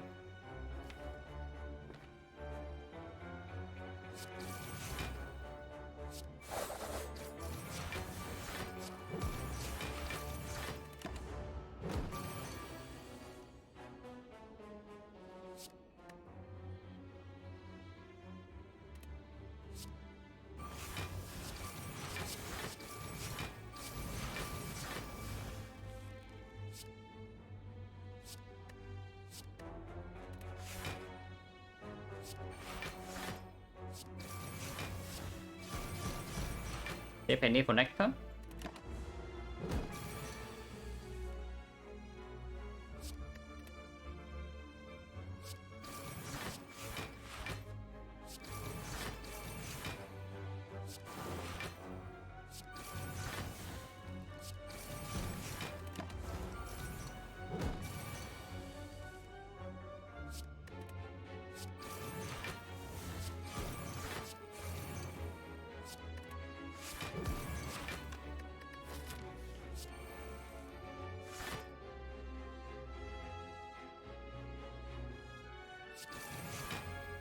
And it's honestly not even important for time eater. And we just saw red. We just saw both red mask and the yeah, we saw both the red mask and the madness already. So there's like the sensory stone, the double workers. Okay, double workers pretty spooky. But yeah, I guess we just set a penny for the double workers. I think it means that we are going to the question mark. And if it's double workers, we need to be able to take it. Right, falling we are probably good. We can most likely just toss any attack, unless it asks for exactly a Eviscerate. Then there's also a chance that it asks for infinite blazes of power, and that is also completely like tossable.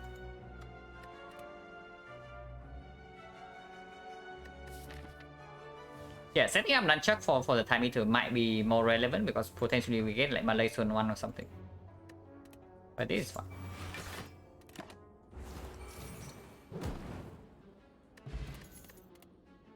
Okay, minus, not what we need.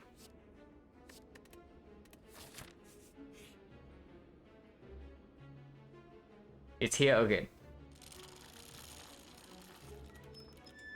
Whoa, I'm like actually a skilled player this time. But yeah, we ended our curse streak. At like I think it was 4. Anchor is not super good, but it's okay. Yeah, we didn't have to recall him.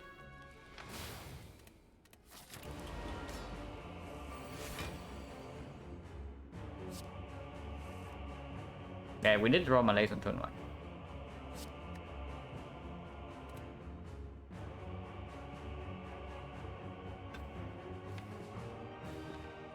Madness right now has a 50% chance to hit one of these two. Yeah, they think we copy the game book and go to relic. I think so too. 50% chance that we get one more energy. Otherwise, we will lose 1 energy, and Malay so far only 4. Yeah, we are definitely Malaying right now. And I think I also want to get the menace out of the deck, at least the first copy. Okay. And yeah, we Malay for 6 then. And is this worth playing? It probably... I don't know. Energy for 1 card play is probably good enough, right? But maybe after Terror is down, we just have better things to do. It's probably okay. Advance both the Nunchuck and the Penny as well.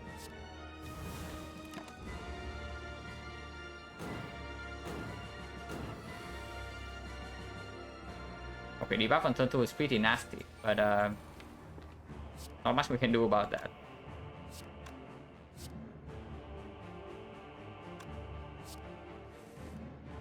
Okay, 2-0 online, and we exhaust this garbage.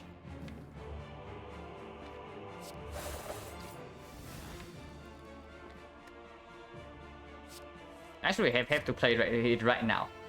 Otherwise, we have like 3 cards next turn.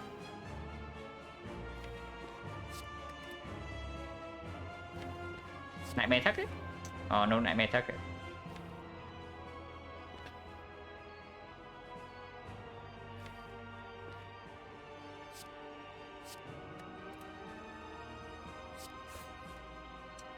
Yeah, Nightmare target is here, but it's late. So I guess not. Because we need to play this next turn.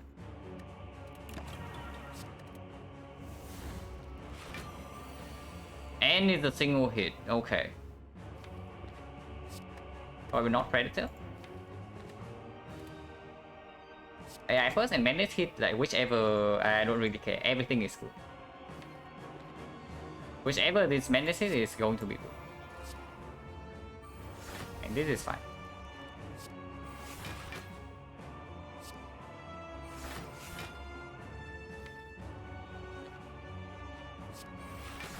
That's it.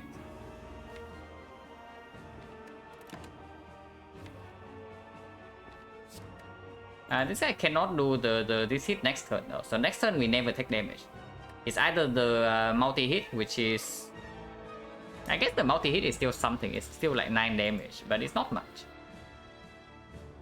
Hope it's Awaken 1 next. I don't know, is Awaken 1 really better for us? Don't know that can screw us. We do have Cost Explosion. And we play a lot of powers in our deck. You see, right? This has to be played, this has to be played, this has to be played. So at least 3. Yeah, sure, we have a Malays, but so what? We still need to draw Cost Explosion in order to kill the minions.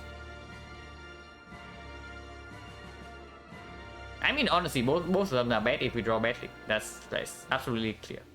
But I don't know which one is better. We have to see. How much is the multi-hit next turn if this guy decides to do the multi-hit? -4 strength, so base is 4, so it weakens to 3 is 12. Okay, blocking for 12 with these cards, not super good because yeah, we are only drawing like 5 cards next turn even with the tools. It's -1 draw. We have to keep back a bit. Actually, yeah, it's 3 times 3. Oh yeah, it's 4 weakens to 3. It's 4 weakens to 3. Yeah. So play this in this fight. Terror can be used in the second phase, but using it now also gets out of the deck. Probably can use the Terror now.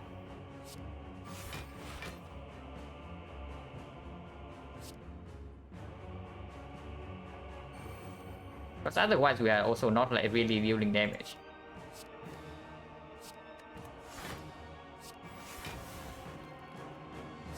Three cards to block next turn is fine.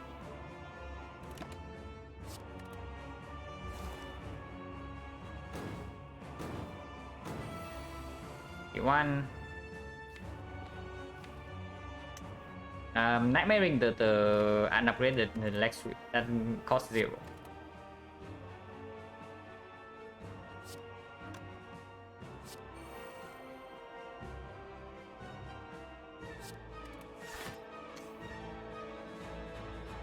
Actually cannot do that.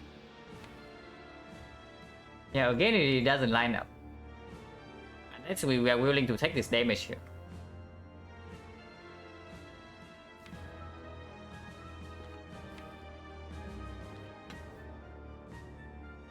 I think I take the damage. I think I take the damage because this nightmare has to happen at some point. Otherwise we are not winning this fight.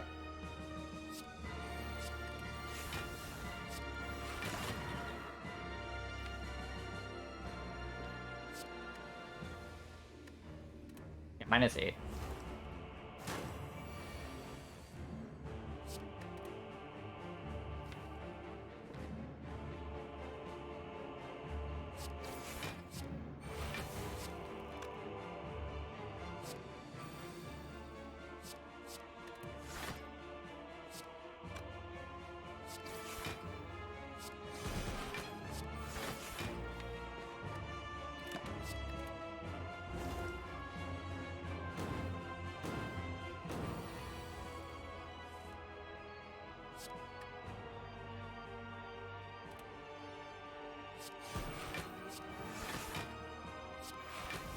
We cast for next turn.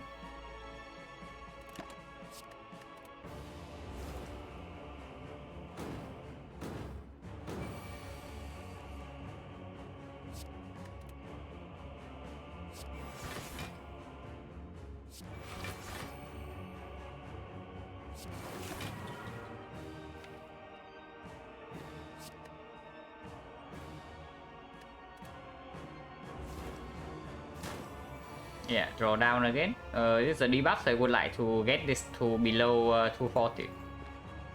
Which definitely can.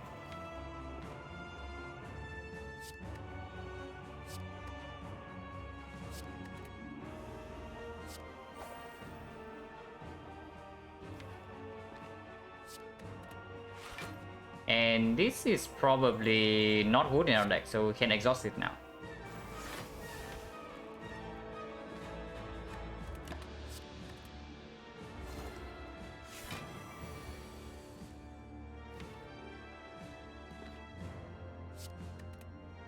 Do nothing here.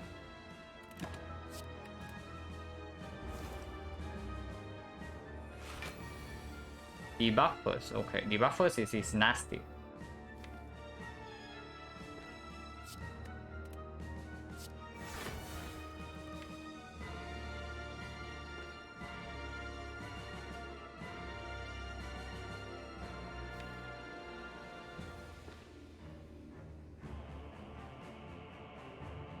So do nothing. And Relevant Plus could be so much better for us here.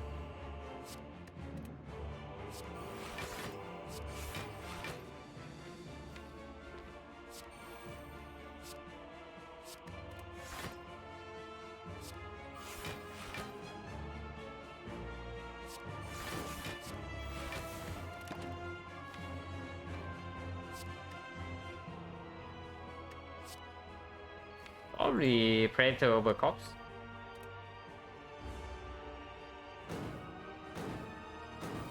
And yeah, this fight with a Malays for 6. This fight with a Malays for 6. It's not like we are doing nothing here. And we did not draw our leg sweep, so we take damage.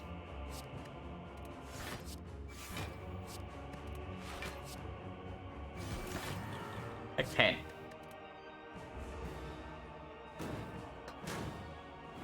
This garbage fight. Yeah, actually this garbage fight.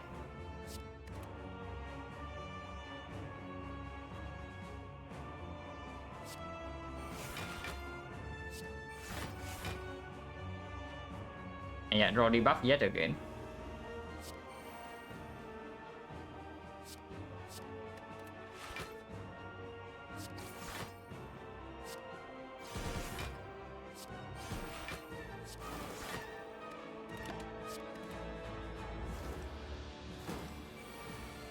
And 3, we still do not play the Infinite Blades.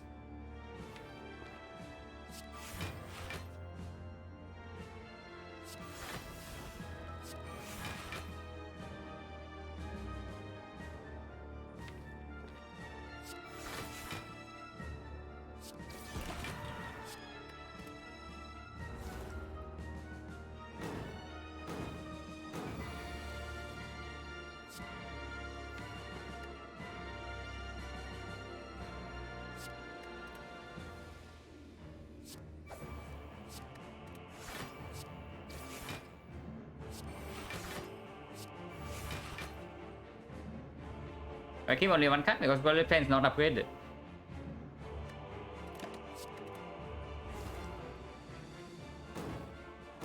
I would love to upgrade my wallet plans, but unfortunately it's not. And the buff here might mean that next turn we probably use a tail. Unless something can happen right now. We actually need to play 8 cards here. So yeah, it's time to play Blade Dance.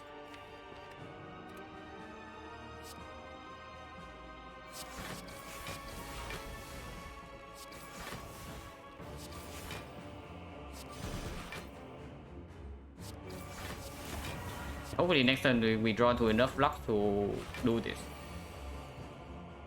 We did not draw to enough luck, so there goes our Lizard Tail.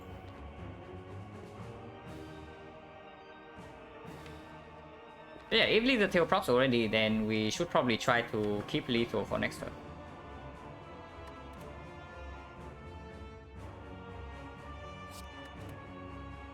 Which would suggest that the line is this.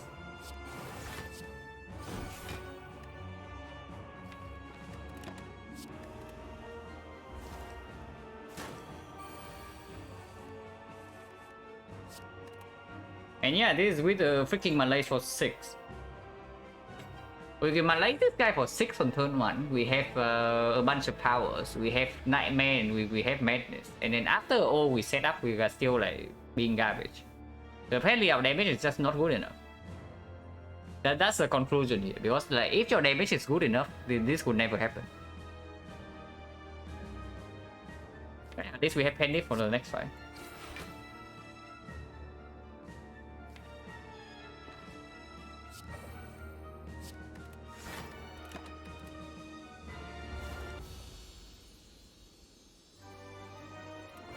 Don't run Decker.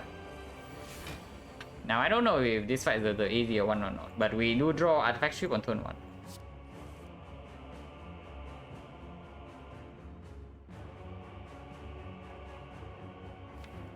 Probably do not continue with this. Actually we do. We have to continue with that. Otherwise this costs Predator's fine. So we can take 4 here. Cost 0. Cost 2, 2, 2. So we actually cannot strip artifact and play the Predator. Actually, no, we can't. With the Tactician. So it can be something like this actually. We have like 7 energy. And 7 energy exact. But we don't get infinite bliss now. It's not bad. Probably is right. I would play infinite bliss over this 4 block. Or something like this.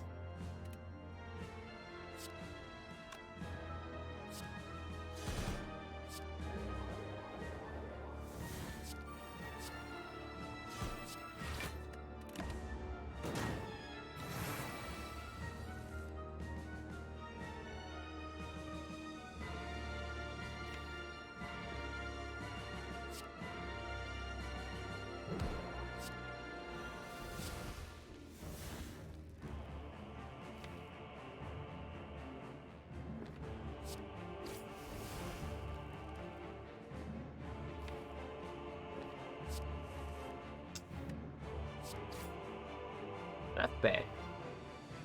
Because pull the trade is also not online here. Was hoping to draw into either prepare or dagger throw. Or we can just not play the leg sweep and we do to the trade and sucker punch instead. And take how much? 15 weakens to 11, so we take 22 if we do that. But we get to the trade online. The trade needs to be deployed, right? And it's not like we were getting nothing for it. We can do like sucker punch here and then we blade dance here. Sucker punch here to strip artifact and then we blade dance this guy. And we get no, it's not nunchuck energy, so we cannot do that. But yeah, tool trade needs to be deployed. We don't get away with not playing the tools here.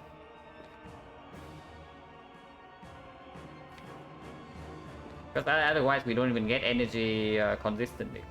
And our draws are also good.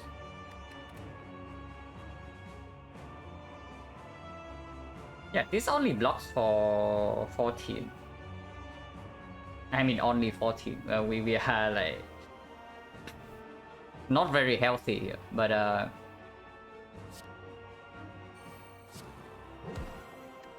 like 22.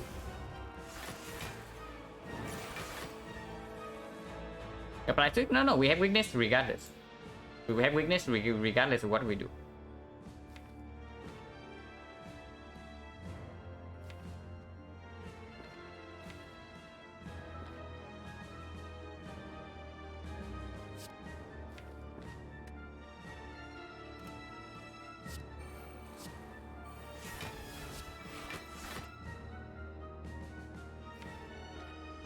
Now what? We not play the... I mean, this guy needs to be weakened, otherwise we die immediately. So we cannot play the Nightmare, that's for sure. And we can also not play both the Gwellet Cleanse and the Corpus Trojan. Which probably means that we just play Gwellet Cleanse and malaise this.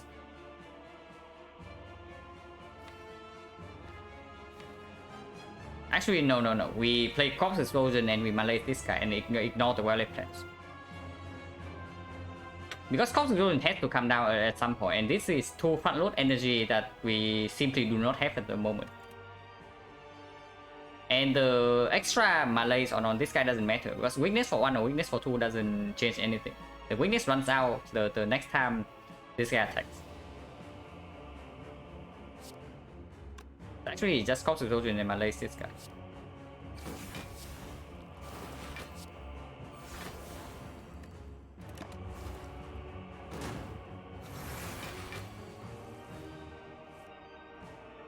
If fights are going to be Act 4 going to be brutal. If we get to Act 4, right now we are 7 HP, no Lizard Tail.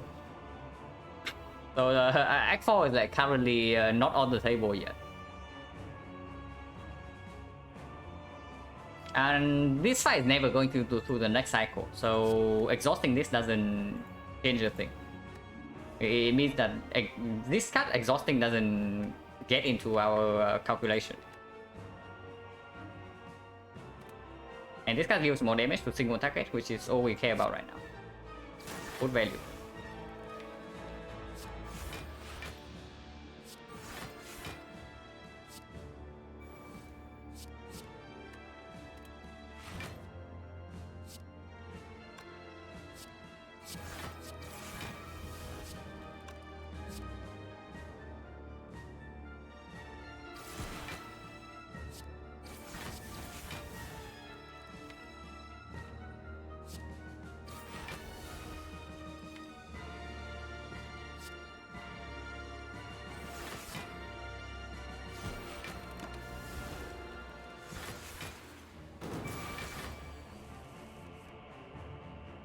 Okay, we need to figure out a lethal line here, because most likely we can never block this.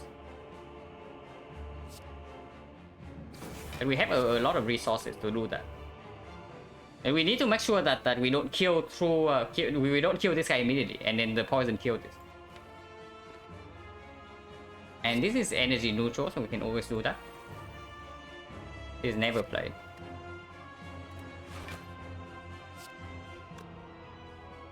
$18 go to 5. So this 13 into 18. We need to deal more than 42 but less than 47. This 30. So this is too much. Eviscerate Sneaky Strike here is too much. But the Sneaky Strike here deals 5 into... yeah, 5, so 35 plus 5 is 40. No, that's too much. But this would work. Okay, this would work. I think it's right here. Eviscerate here. And Sucker Punch here. And now we can set up our the pendant.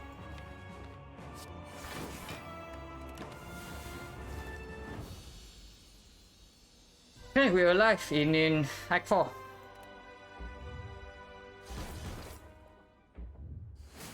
Man, social runs are like so freaking miserable. And it's not just the Sozu. Our deck is also not very good.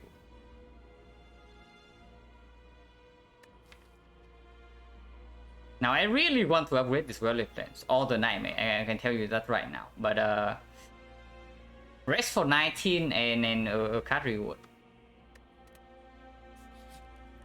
Rest for 19 and a card reward. Like 19 HP is so freaking much. And how important is the... Not the luck is on a part of Sozo. Yeah, definitely not. The most luck we had in this run was the collector fight. The luck in that fight was amazing. Setting need more important Nunchaku. I could not get both. I did not have enough attacks in hand to actually set this up properly. And if not, then I take the Penny every time. Because on turn 1, we have both to aggro with the kite, and we also have Lantern. I mean, energy on turn 2 is not going to play in the Spear and Shield fight. Because of, it being the turn 2. But I think runs like they're most interesting. Yeah, runs like this are also the ones I want to play, but not with the Sozu, because it just takes away one of the potential resource I can use.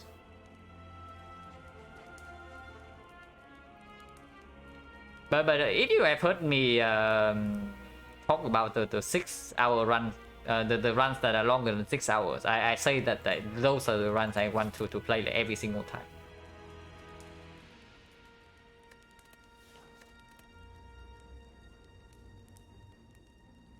Yeah, well, defense upgrade cannot be worth 19 HP.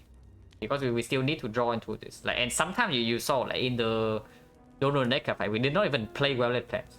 Because we could not afford to. It's just picking rest for 19. And maybe we just get a red one. Okay, not from this screen, but from the next screen. Yeah. The card here is garbage, but plus 3% rare chance from the elite. Is this my first run? Yeah, it's my first run. Probably also the last one. Like win or lose, I am probably not playing another run after this one.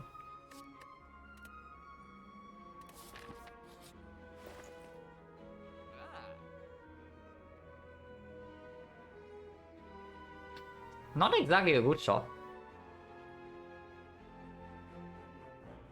Definitely not accuracy. We have way too many things to set up already, and this doesn't even play in the hard fight. Is it ever discovery for Redford?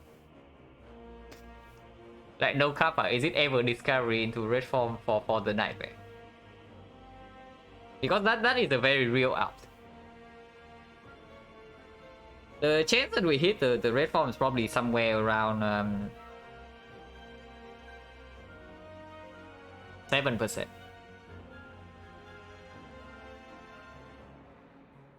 Spoon Madness make my whole deck cost 0. Yeah. And then I don't even play the Blade Dance anyway, right? So Shift Spoon, that doesn't even matter.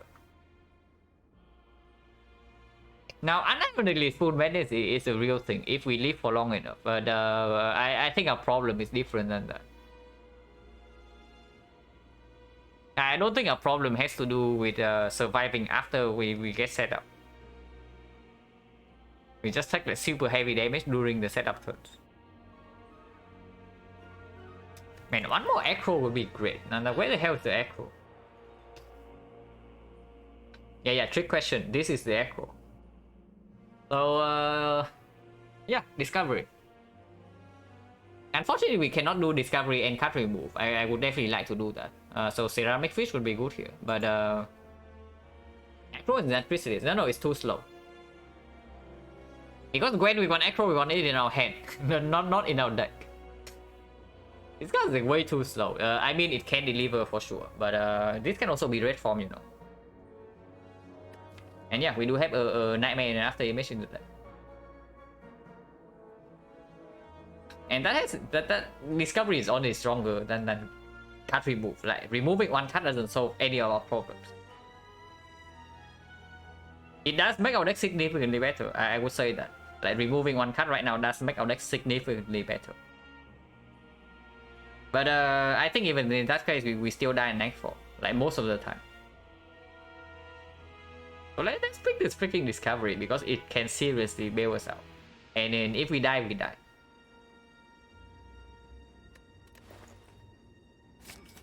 And yeah, I would have loved to buy a potion, but no go. And 3 gold off from card remove.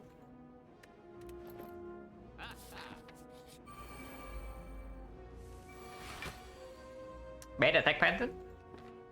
So we need to do something about this right now, or we might die next turn. I mean, we don't die because we are only being attacked for like 65. So at worst we live on 20. Cross is here, and we can get the explosive online, and we do get the tools. So that's certainly something. There's a bit of Elise until they drop paper crane. I don't even know. Is paper crane the best relic we can see? Potentially, but they can also be like tough bandages or death branch. And this is the biggest attack. The last knife is the biggest attack, but can we afford to use this? How much energy are we playing here? We play 1 attack, 5 attacks, 6 attacks. At least 6 attacks, so we definitely get the nunchuck energy. And so we go to 6. 1, 2, 3, 4, 5, 6. So we can play our whole hand, which means that the penip always goes on the glass knife. Next question. Do we ever kill the shield next turn?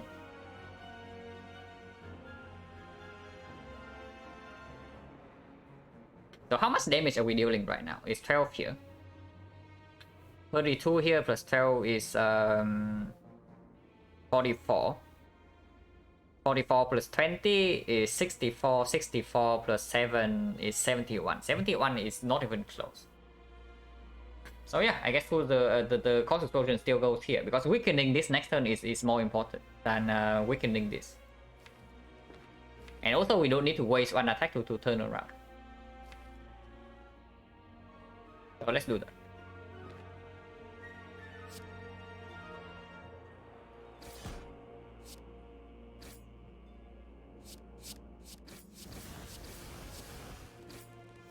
Yeah, Sucker Punch goes first. Otherwise the explosion effect doesn't get applied. And I don't think this fight is going to go so long that we can actually try to redraw into this to cost explosion this.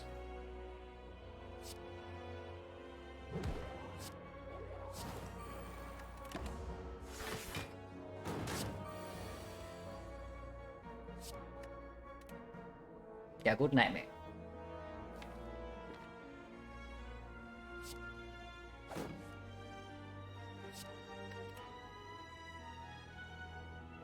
And yeah,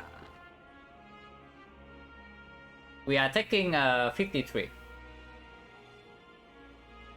So no weakness on this. And we brick on the tactician expertise and then all the card draw. We brick on card draw and we brick on weakness. Now that's unfortunate, but can you do, right?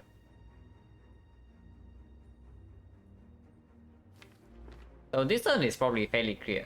We do survival under the wallet plans and we nightmare the eviscerate.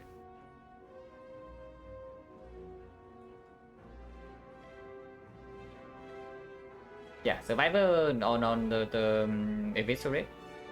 And then we so survivor on the wallet plans, we nightmare eviscerate, we play eviscerate. Next turn we have like penny eviscerate and 3 copies. And the prepares are coming up, we have 2 of the trip. And we just try to end this fight next turn. Instead we're like blocking this. Because I don't think we can even block this guy. That's the problem.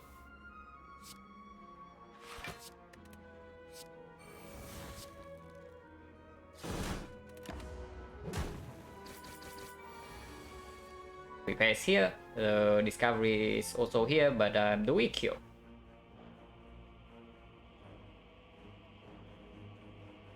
Don't even have that much damage. Maybe we actually need to block.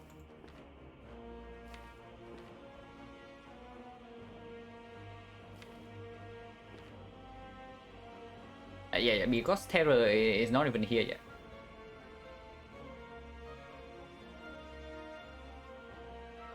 Now this will cost 0. I think the card is never play is actually the dash. We have 103 damage in hand. Let's see.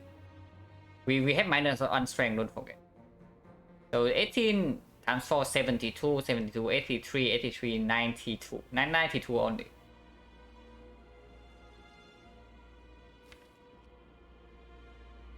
So it's actually this, just in case we still need to block this guy. And I want to play this first. And it is here, not exactly what I care about. Oh no.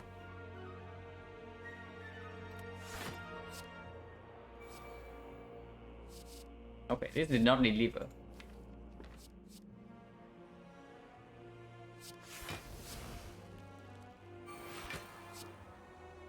And we turn around with this and then we take like more damage.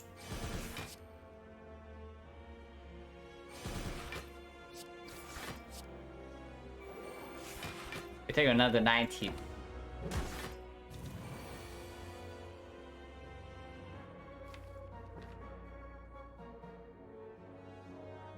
I mean, we can kill right now, right? I mean, we can not kill right now. We are probably like straight up dead. So better kill. This is never relevant. Is it? This is never relevant. And we discard 2 anyway, so it's something like this. Sometimes we also draw into the expertise slots. But menace can always be played.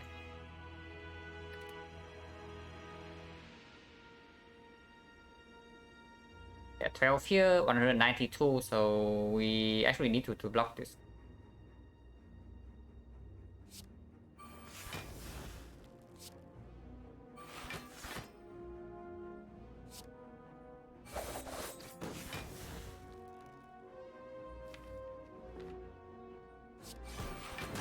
And yeah, we need to actually block this guy.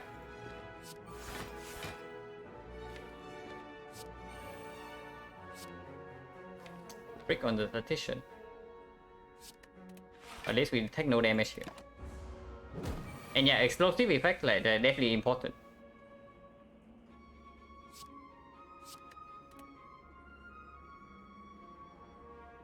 And cannot set up nunchaku, right? So time to set up Pendiv yet.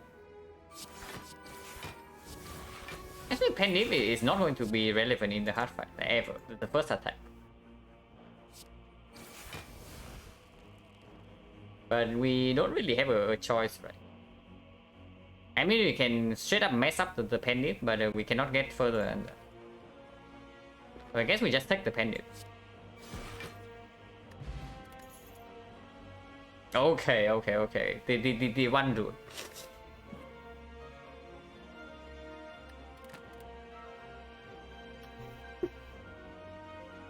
But okay, what are we picking here? Now, do we ever survive the first cycle of the hard fight? The answer is probably no, without the red form from Discovery. And if that is the only choice, right, then this kind of decision is probably easy. It's just a backflip. Or skip. We will not care about this. Because we have no dexterity, and I mean, this can also be Nightmare Footwork on the thing, on the Discovery, but Footwork minus also not going to play. Definitely not.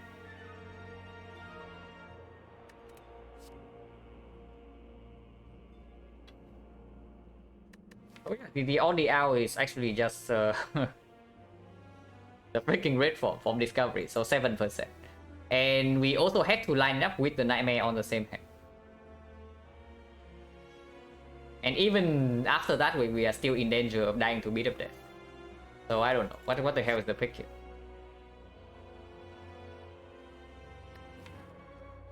It's probably still the backflip. So we have ankle turn 1 at least.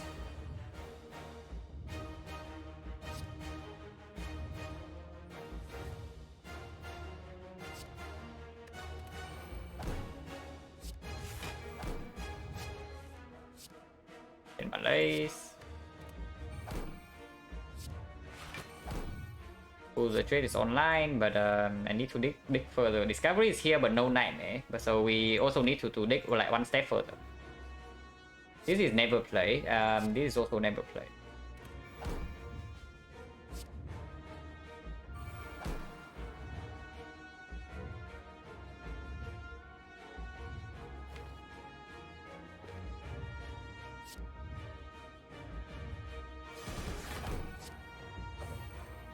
Not the nightmare. So I guess we cannot even deploy the freaking terror. I should probably just open this first. Not opening this first is completely stupid, because now I actually need to play the tools, and I want to open the discovery, otherwise I just die next turn. I mean, what the hell can this be? Like, even red form doesn't save us here. We can never block the single attack. And now the terror is also down.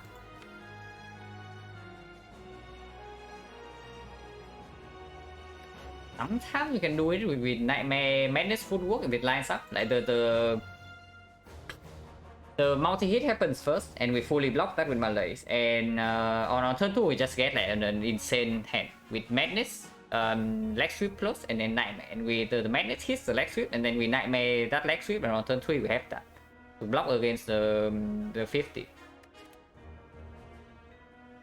Yeah, Terror cannot be played. Yeah, sure, I'll maneuver.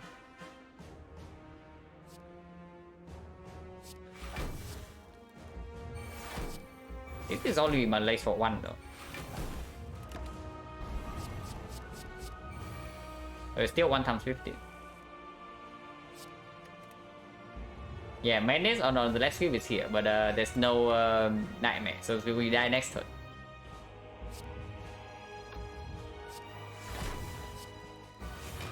We can also die this turn by playing 2 more cards. But I let the Art of War go off for 1 turn, for it to be happy.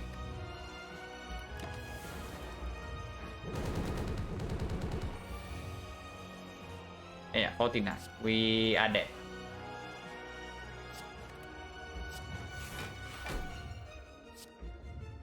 Okay, go out on my own turn.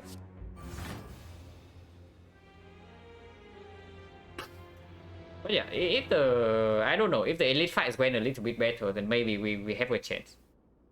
Because honestly, with that draw, we could have blocked the first cycle fairly well. But yeah, that's a Sozu and Act 4, right? With a deck that's really not strong. Not unhappy about the Menace picks, by the way. The Menace might have looked like it bricks in Act 4, but it definitely delivers in Act 3.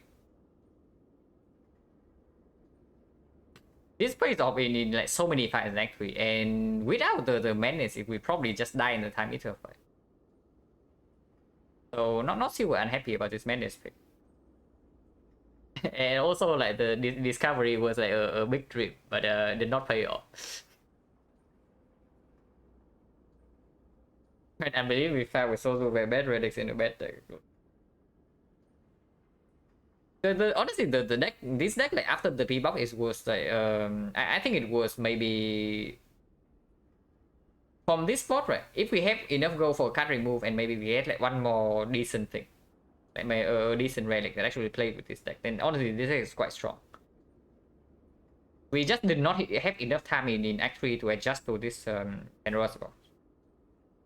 Because yeah, of the force passing burning edit. So we just did not get enough time to fix our deck. And with the Sozu and the deck that's not consistent enough, we just die in the Act 4. Was this is an interesting run. Honestly, losing a run like this is not even, it doesn't even feel that bad compared to let's say a swap and Sozu and die to like the first knob. Now that would feel terrible, but it did not happen here. At least we barely avoid death from against the knob, and then we also like barely avoided death against the hexagons. Upgrade O into Lizard Tail, yeah.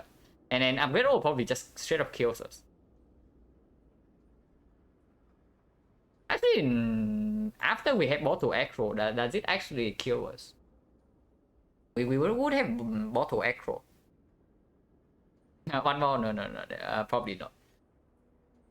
This one was like 4 hours, and then it's not a trivial run. And I also started stream slightly late today. So probably don't have enough time for another one. If I have another goal, yeah, if I see a second acro, then sure, upgrade all might actually be a thing. But with only one acro cannot be. We simply did not draw enough cards. And the Temptation Plus also did not play that well, simply because our draw consistency is not good enough. Yeah, 8 win 5 loss, and it's a shame. I wouldn't say that we had no chance in Act 4, but our chance in Act 4 was like super low, even if we went into the 2 fights with full HP.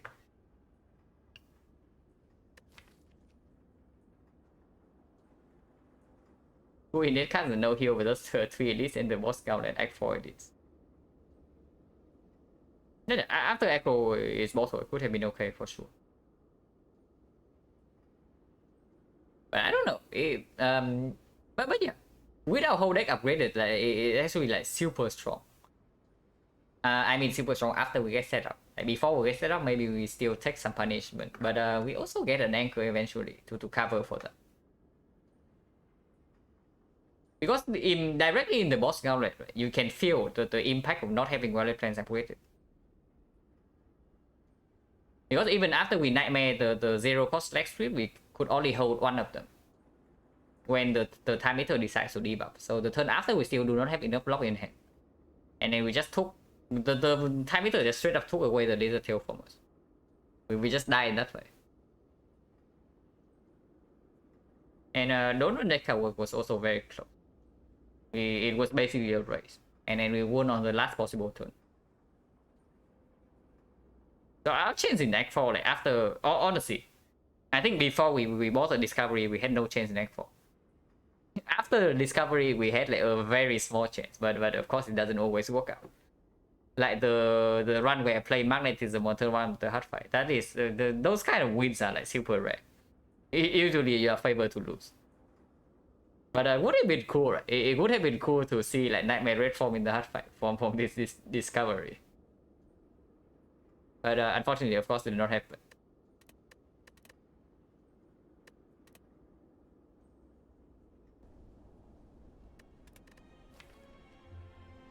Fairly happy with how I play Act 1 of this, like specifically this fight. Prepared exactly just enough for this, even though I had to add a garbage card to my deck. It's Infinite Blade. It very barely bailed me out in this fight. And what the hell happened in Act 2? We just rested in every fire, right? We skip Apparition, yeah, sure. Now, if we have taken this, if we know that we just get a Nightmare from the Pbox, and then we take this and somehow we survive the Act 2, then maybe the run is different. But yeah, at the time, no idea. Because this Pbox would have also been good. If the Pbox is a good one, we actually like would have been a very good in a very good shape. GG, one more. Probably not for today. Pillow carrying Huntington. Yeah, real pillow. Heal like 71 HP. We just rested at this one. We pay upgrade here. So yeah, 1 fire in Act 1. Triple fire in Act 3. We went to 3 fires in Act 2 and we rested at all of them. And yeah, the rest definitely play, because without this 19 HP, we would just die in this fight. I mean, we are supposed to die in this fight, but Collector decides to let us pass. And then we rest again in Act 3, and then we rest again in Act 4. Yeah, resting run. Unfortunately, this came too late. But this Pbox was like just bad. This Pbox was just bad. Besides the tools, the tools is good. Tools, the trade is good, and Nightmare did not even play. Honestly, we tried to pick up some stuff to accommodate the Nightmare, but the only fight where we play in was the time meter fight. Like every other fight was just breaking us. Maybe Retromancer was fine. Was it Retromancer or was it Nemesis? I remember that in one of the fights we just nightmare the sticky strike and it played. Yeah, giant hand. But yeah, nightmare was I guess okay. So the trade was good. Predator was okay, and everything else was bad. So that was definitely not a good Pbox, even though it had 5 rays. But at least the next 3 were good. Cat Reward was decent, but not good enough. And yeah, it's just freaking sold to a neck 4. 74 damage in Spear and Shield. I had to took 15 for Madness for Nightmare to do something, yeah. But I mean, it actually did something, right? So at least that worked out. And yeah, Sozu in Act 4 Elites. 74 damage. If somehow we could have done this fight with our HP loss, then I think we actually have a chance here. Even with like our maneuver from the Discovery. Could have played for sure. But no. Cannot win every run. I mean, maybe can win every run, but not for me right now. But yeah, let's see if there's anybody streaming.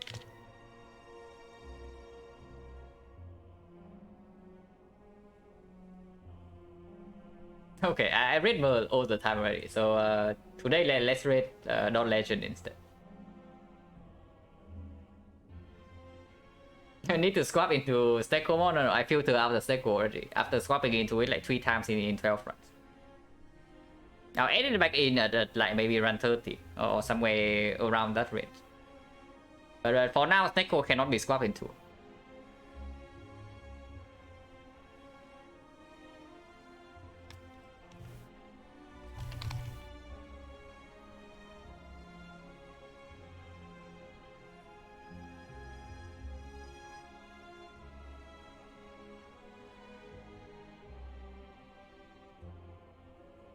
But yeah, as always, like, thank you everyone for hanging around and watching, and I'll see you guys later.